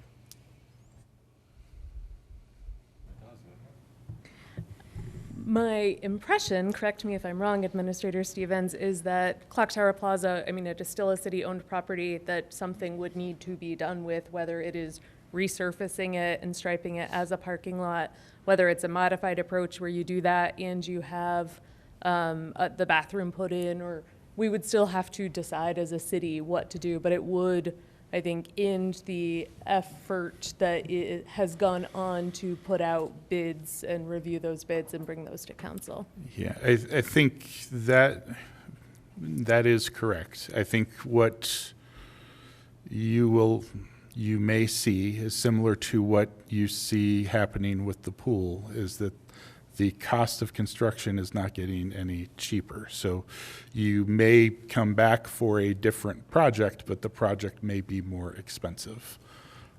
Leo, would you mind talking a little bit, even though we're not approving some of these items with this bid, how could those items be phased in over time? Sure. The restroom, for example, is a modular structure that's built off-site. You could certainly build the foundation for that now and place the restroom at any point in the future where you allocate funds and do so. Those are kind of two separate things. You could set yourself up for that in the future, I guess. Similarly, the shade sails could be added later as well. They do require some foundation work, so some deeper work. You may have to remove some of the concrete that would get placed early to put those in, which isn't always a great look, but that could certainly be done as well. Each of them are held up with 3 small circular foundations, 2 foot in diameter, so you're not talking large removals to do that, but those things could be built in later. As I mentioned, there is also value engineering opportunities. We certainly could look at, we do still have the band shell stage area. There's alternative manufacturers that didn't quite meet the specifications that we could look at considering that could save $50,000, I think is the rough number that I've heard tossed around from other bids. So there is value engineering there. We could certainly perform all the plantings ourselves with our park staff. That's what we do. Those are included in the bid now. So some of those things could be potentially added now. They could also be added later. To go back to Mr. Dorito's comments previously, I'm looking at the original concept. We didn't have any grass or green space built in. They were all planting areas, and that's what Leo's talking about, that we could self-perform. Yeah. Thank you. Councilmember Worthington. I told you that I was having issues and going back and forth on this whole design and everything. I think what Mr. Dorito and some of the others have said, I think it's one of those, I think one of my issues is I hate to give up grant money. I have a real problem with giving up grant money, but it's only 30% of the whole original design. And I would like to think that down the road that we might be able to find something, either redesign or start over or whatever, but maybe we better just go ahead and say, because this is not the original design that the people were so excited about having. And so I think we do need to, again, I like to go forward with these types of things because I think there is potential for the benefits of it, but I do believe that we do need to rethink this down the road. Thank you. Councilmember McCullough. Thank you, Mayor Pro Tem. That was along the lines of my question as we talk about this motion. Would we be in danger of losing that grant funding if we do not approve the plan tonight? I think what I heard y'all say is that it would need to be fully expended by June 30th of 2027. Correct. So with the amount of time that it takes to put a bid out and review those bids, unless we were buying like a thing to put there, I think that we would definitely be in danger of losing it. Yeah, and that is correct. We would probably have to let DOLA know that we're going to have to return the funds, or they can reallocate them. Part of the reason we are bidding this so early, because construction wouldn't start until after Labor Day, but part of the reason we're doing it so early is so that some of the other items could be designed and built off-site first, like the stage, so that we, the contractor could have some of that lead time to get that put together. Our goal with going after Labor Day was to try and time it outside of the busy summer season for the restaurants and the retailers downtown. Thank you for that. Would it be feasible, just along those lines, to say purchase the modular restroom with the grant dollars and repave the parking lot and have a Clocktower Plaza that is fully, not watered down, but fully reimagined? Or how closely are the DOLA dollars tied to this plan, given that the plan did have to be significantly changed, losing the incubator kiosks, losing the outdoor lighting, losing the shade sails, et cetera? I don't know that I can answer that question without talking to DOLA about that. I think, they understood that we may have to phase some of this, but it was with the idea of this plan in mind that, those things would be phased in to complete this at some point, not to completely reimagine it. I think that would probably, we had to have a plan in place before we could apply for the dollars. Sure. Thank you. Councilmember Maloney. Thank you, Mayor Pro Tem. So to Greg's point, Greg's realtor friend in Denver's point, if this was able to be pulled off and it was activated, it would be a benefit to the neighborhood. And the whole, Ryan's presentation, the whole spirit of this is to get that end of town moving, and it is a connector to 3rd Street, to the train depot, etc. I've gone back and forth on this a few times. If we don't move forward with this, it'll just look like it is, I think, for eternity. I think we all see that coming. So I guess I'm just stating my thoughts, but yeah, at first I thought it's not a good idea, but after seeing the presentation and hearing what the spirit of the project is, you know, I might be in favor of it. That's all. Thank you. Thank you. Not seeing any further discussion. Could we call the vote, please? Could you just restate the motion just so everybody knows what they're voting on? Right, so the vote, the vote is to decline the bid for the Clocktower project.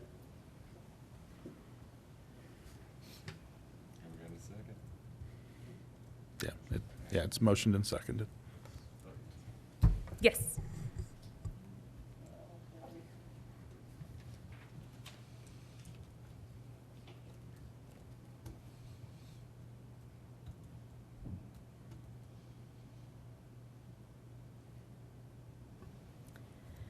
Motion passes. Gerald Maloney, nay. Sarah McCullough, nay. Thank you. Could I ask that city staff have those conversations with DOLA, see if there is a way to still use those grant dollars on some portion of Clocktower Plaza? And to Councilmember Maloney's point, I don't think any of us want to see it continue on as it currently is. And given that we did have funds allocated in the budget for Clocktower Plaza, there certainly are funds to do maybe a much smaller version or whatever council's will is. But could we please put this back on the agenda after you've had those conversations with DOLA? Yep. Thank you. Okay, next up, second reading and adoption by title only of Ordinance 7 regarding amending Table 1703040. Could we have a staff report, please? This is second reading. I have not received any additional public comment. Patrick, have you received any additional public comment on this? No, sir, I have not. As council knows, this was modified after it came from Planning Commission. City Council modified it, and we have two versions of the ordinance in the packet. And I know Catherine had some suggested changes in that second version of the ordinance. Would you like me to go over those? I think that would be helpful. Thank you, Attorney Sellers. Sure. So, feel free to take these or leave these, and I'm happy to answer any questions. So the first change that you did not discuss at your first reading, but that I'm suggesting is actually a change in terminology of the description of the use. So as you are aware, currently the use is described as sales of motorcycles, all-terrain vehicles, snowmobiles, and personal watercraft. In my opinion, it appears to be restrictive for no real basis as to why those four things. So I came up with a different description: the retail sales of small recreational equipment and vehicles. And so just by illustration, and I put this in my annotated comments on the side, if someone wanted to sell dirt bikes and motorcycles, by this description, they couldn't do that under that use. And so that's kind of what I mean by it seems to be restrictive for reasons that maybe aren't really clear. And then on, I apologize, page 2 of the ordinance, so this is the new section 5, so this is the R definitions. I added a definition of that use to mean a business which conducts sales and rental of small motorized recreational equipment and vehicles and related accessories. So I added that kind of definition there to give it a little bit more definition. The previous use was not defined at all. And then the changes in section 2 obviously reflect the change in the use, the terminology for that use, and then the changes that council wanted. So the locked area, the elimination of the storage of the restriction on the fuel, and the test drive section. And then we changed, I guess what is now 4, but was 6, deliveries of motorized inventory shall occur from the alley to the maximum extent possible. And then I also, and I think I changed that from, I think the suggestion was motorized vehicles or delivery of vehicles. They're not all considered vehicles under Colorado law, so I thought motorized inventory was a little bit more accurate to the type of use that is being considered. And then the SRU approval shall be reviewed every 3 years and may be revoked for cause. We talked about the review every 3 years. Council wanted to remove that. I also am suggesting to remove the revocation by cause language. There are general revocation provisions for every SRU in the code, and there's no need to state it here separately. So those are those changes. Section 3 of the ordinance would change, again, that terminology for that use in the table of uses in the UDC, so that's just a clarification. I added a definition of ATV, just so we're clear what we're talking about there, as opposed to a UTV or an OHV. And that's the statutory definition of ATV, and the one we rely on in Title 10, which is the vehicle section of the code where your UTV regulations are. I defined recreational trailer. This is,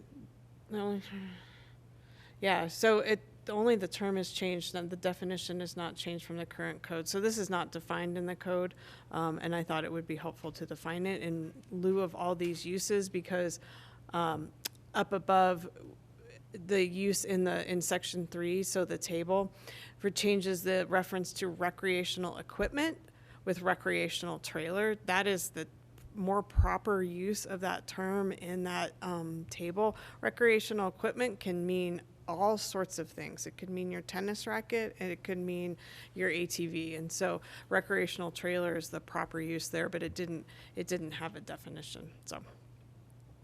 And then I added the definition of small recreational equipment and vehicles to mean motorcycles, dirt bikes, utility terrain vehicles, so UTVs, ATVs, snowmobiles, water skis, jet skis, or similar motorized recreational equipment, but does not include boats or recreational vehicles. So just to kind of define what that means, that term that's used within the use description a little bit better. And then added a definition of UTV, which is the same one we use in chapter 10.10.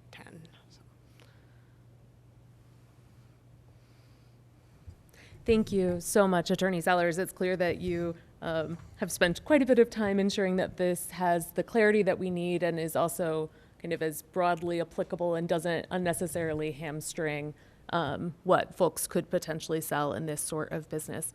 I see that the petitioner, Mr. Dorito, is still with us. Did you have any comments that you wanted to make on this?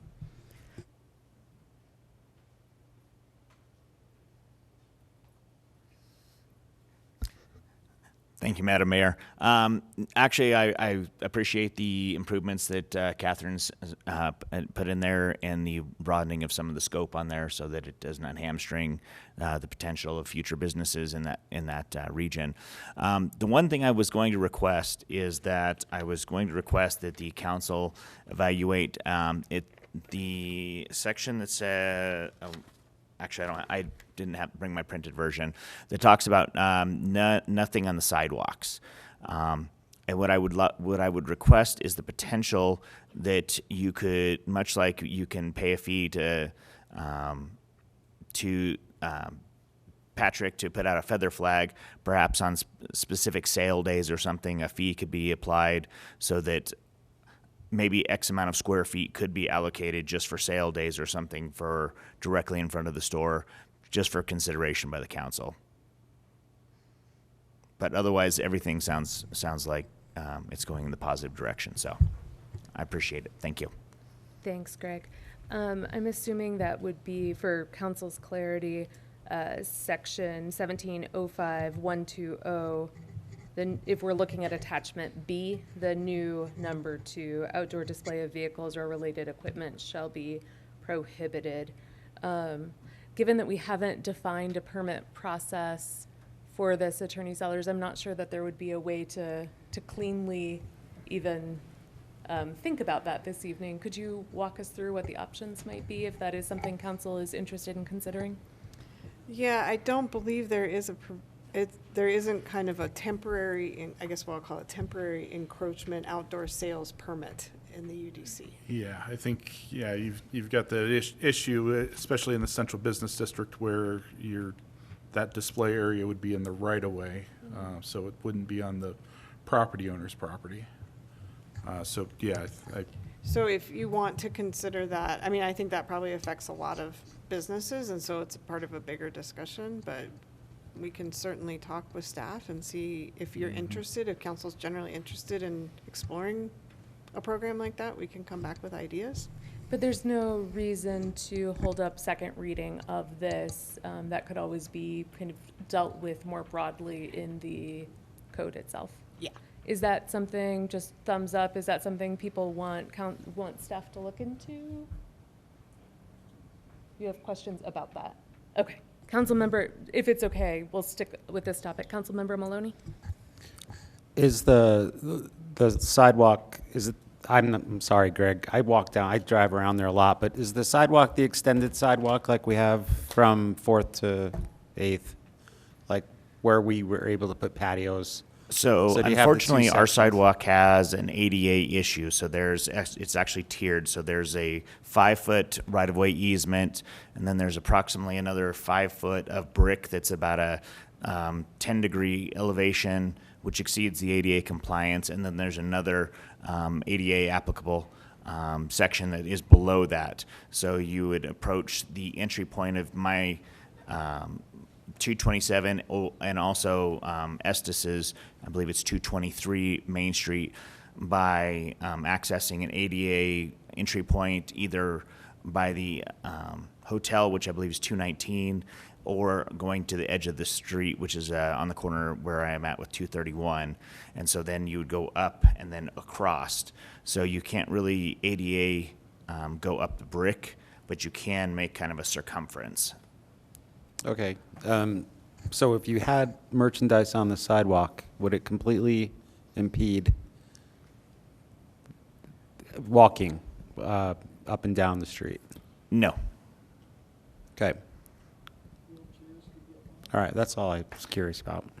You know, and that's something down the road that could also be looked at, of perhaps the utilization of that 10-degree angle section that's not really hospitable for pedestrian traffic anyway. So that could be something down the road. Yeah, I'm okay with Just staff looking at that, exploration? yes. Mhm. Okay. General agreement, staff exploration as to if there's some sort of permit process that we could take a look at. Thank you. Councilmember Tony. I had one question on page 236. Do you have that? I do. In yours? Yep. The city council has determined that the use should be permitted subject to obtaining a use by special review permit and adopted use specific regulations. So we're passing this, but he still has to get a permit from the planning department? Yeah, it actually comes all the way through, does it go through planning and the council? So it'll come through, yep. Okay. This essentially, if we were to pass this on second reading, this essentially gives anyone the right to apply for that permit. So this is just the right to establish the process to apply for this. All right. Thank you very much. Sure. I don't want you to miss me too much, Councilmember Tony. So I'll be here many more times. Seeing no further discussion, I see Councilmember McCullough would like to make a motion. I would. Thank you, Mayor Pro Tem. I move to approve ordinance number 7, series of 2026 by title on second reading. Could you please specify if you'd like attachment A or attachment B, or read out the title?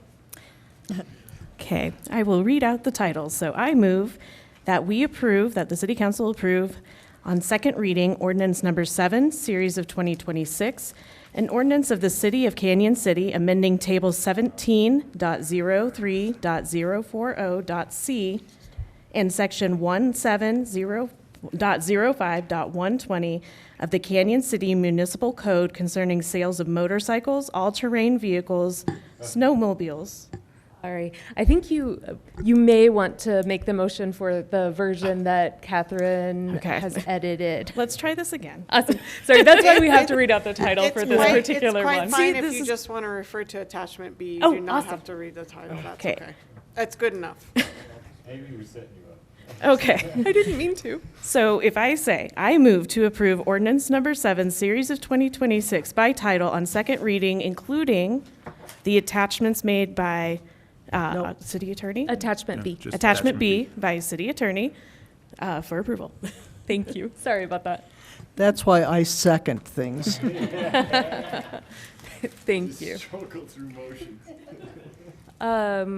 No discussion? Could we have a vote, please? Vote.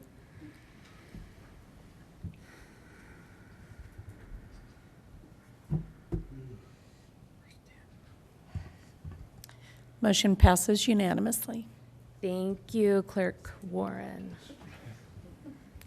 Okay, and now we have, last but not least, the new 10, oh no, I'm sorry, second to last. The new 10G, Ordinance 8 regarding the municipal code concerning fire protection and EMS impact fee. Could we have a report, please? Yes, thank you. This is second reading of Ordinance 8.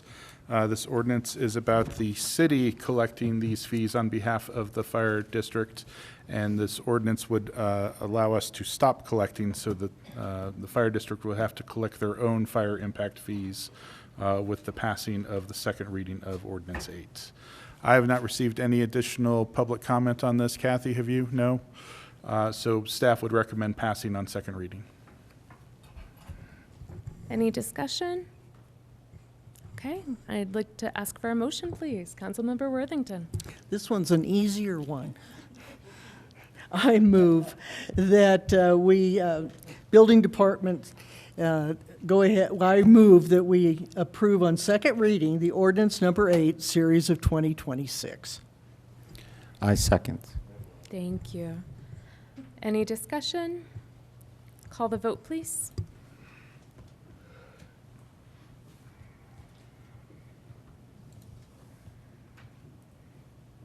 Motion passes unanimously. Thank you.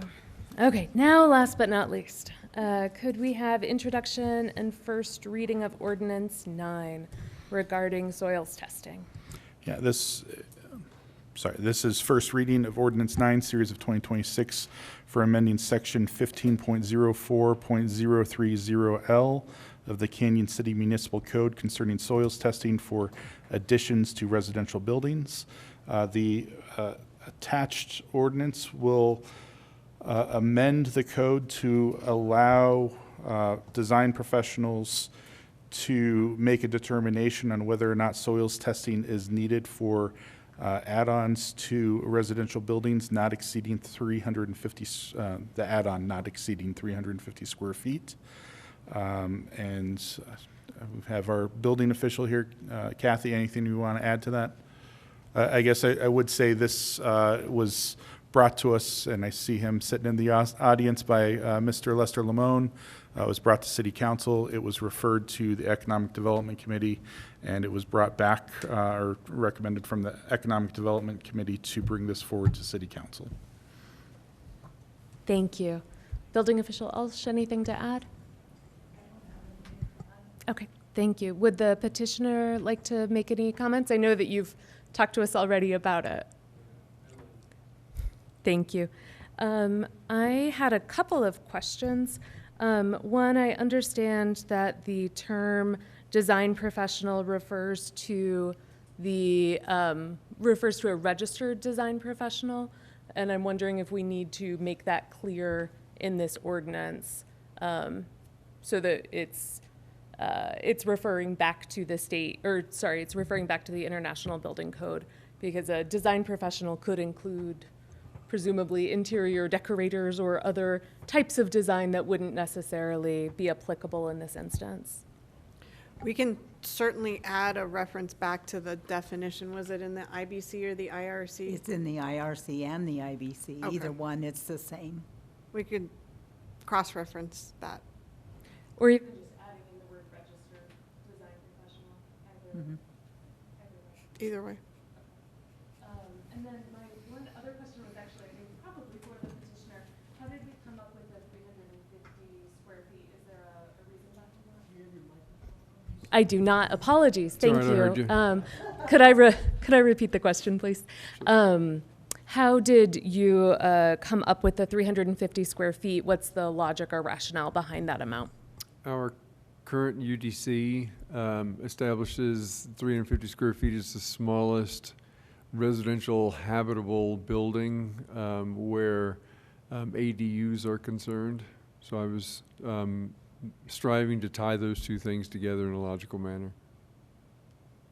Thank you. This would only apply to additions to existing as opposed to a separate standalone ADU. Is that accurate? The way it's written, that's correct. Okay, thank you. Any other questions or discussion? Councilmember Maloney.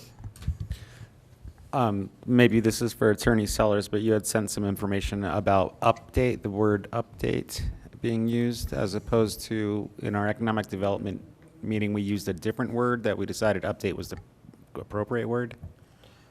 So I'm going to back up just a little bit. So as council will recall that there is legislation that was passed several years ago that uses the word update. And if you update one of your building codes, which the IRC is, it could trigger the it triggers the energy conservation code update, which is currently, I think, at the 2021 energy conservation code update. And so the question was posed whether or not this would trigger that. And my email was about the analysis of the meaning of the word update, which is a very technical, in the weeds legal analysis of statutory construction and how lawyers review specific words in a statute. And that analysis was intended to at least provide an initial opinion on whether or not this would trigger those energy conservation codes if you made that change. So update does not appear in here anywhere. Okay. We use the word amend. We use it traditionally. We didn't change it for this purpose. It's just the word we use in the ordinance. So I don't know if that answers your question. Yeah. I know we talked about it, so I just wanted whoever wasn't there for the conversation to hear that as well. One follow-on comment or question with relation to that. I believe that updates or actual amendments prior to July 1st, 2026 do not trigger that new energy code requirement. Is that accurate based on your email? No. So right now you're in a window of 3 years from July of 2023 to July of 2026. Where the updates are to, and I'm going to get this wrong, Kathy's going to correct me, it's the 2021 Energy Conservation Code plus the state carbon codes, is that correct? It would be, you'd have to do EV charging ready and solar ready. Right. Come July 2026, you have to adopt the 2024 Energy Conservation Code and the state... No, you actually have to adopt the ICC Colorado, it's low energy carbon code. Yes, which is very restrictive. Okay. Is what my understanding is. So if the state were to find that this was an amendment to the IRC, it would still trigger adopting a new energy code, just not the one that would be required come July 1. Yeah, it's just two different ones. And my understanding from the difference, and I am not an expert by any means, is that the ones after July 1st, 2026 are more extensive and more restrictive. And I think it's important to note that that legislation doesn't have an enforcement mechanism for the state. Their enforcement mechanism would likely be to keep you from getting grants.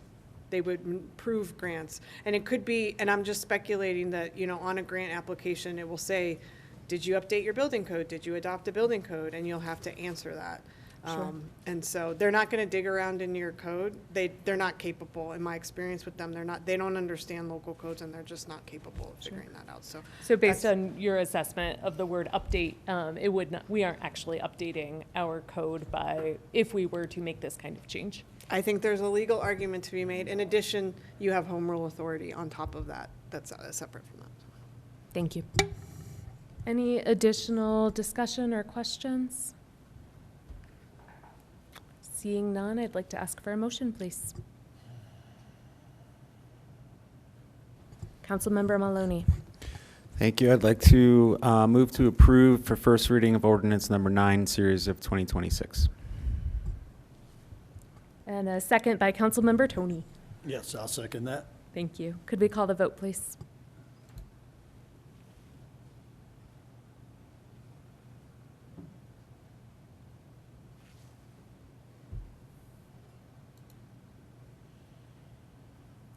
Motion passes unanimously.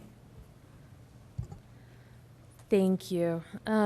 Just wanted to, I know it's 9:37, but just wanted to take a moment to say, I think a lot of hard staff work went into a lot of the items on this agenda. Whether or not they were passed successfully doesn't negate the work that went into writing RFPs and evaluating bids and moving forward with things. So with that, there's no further business before this council, and we are adjourned.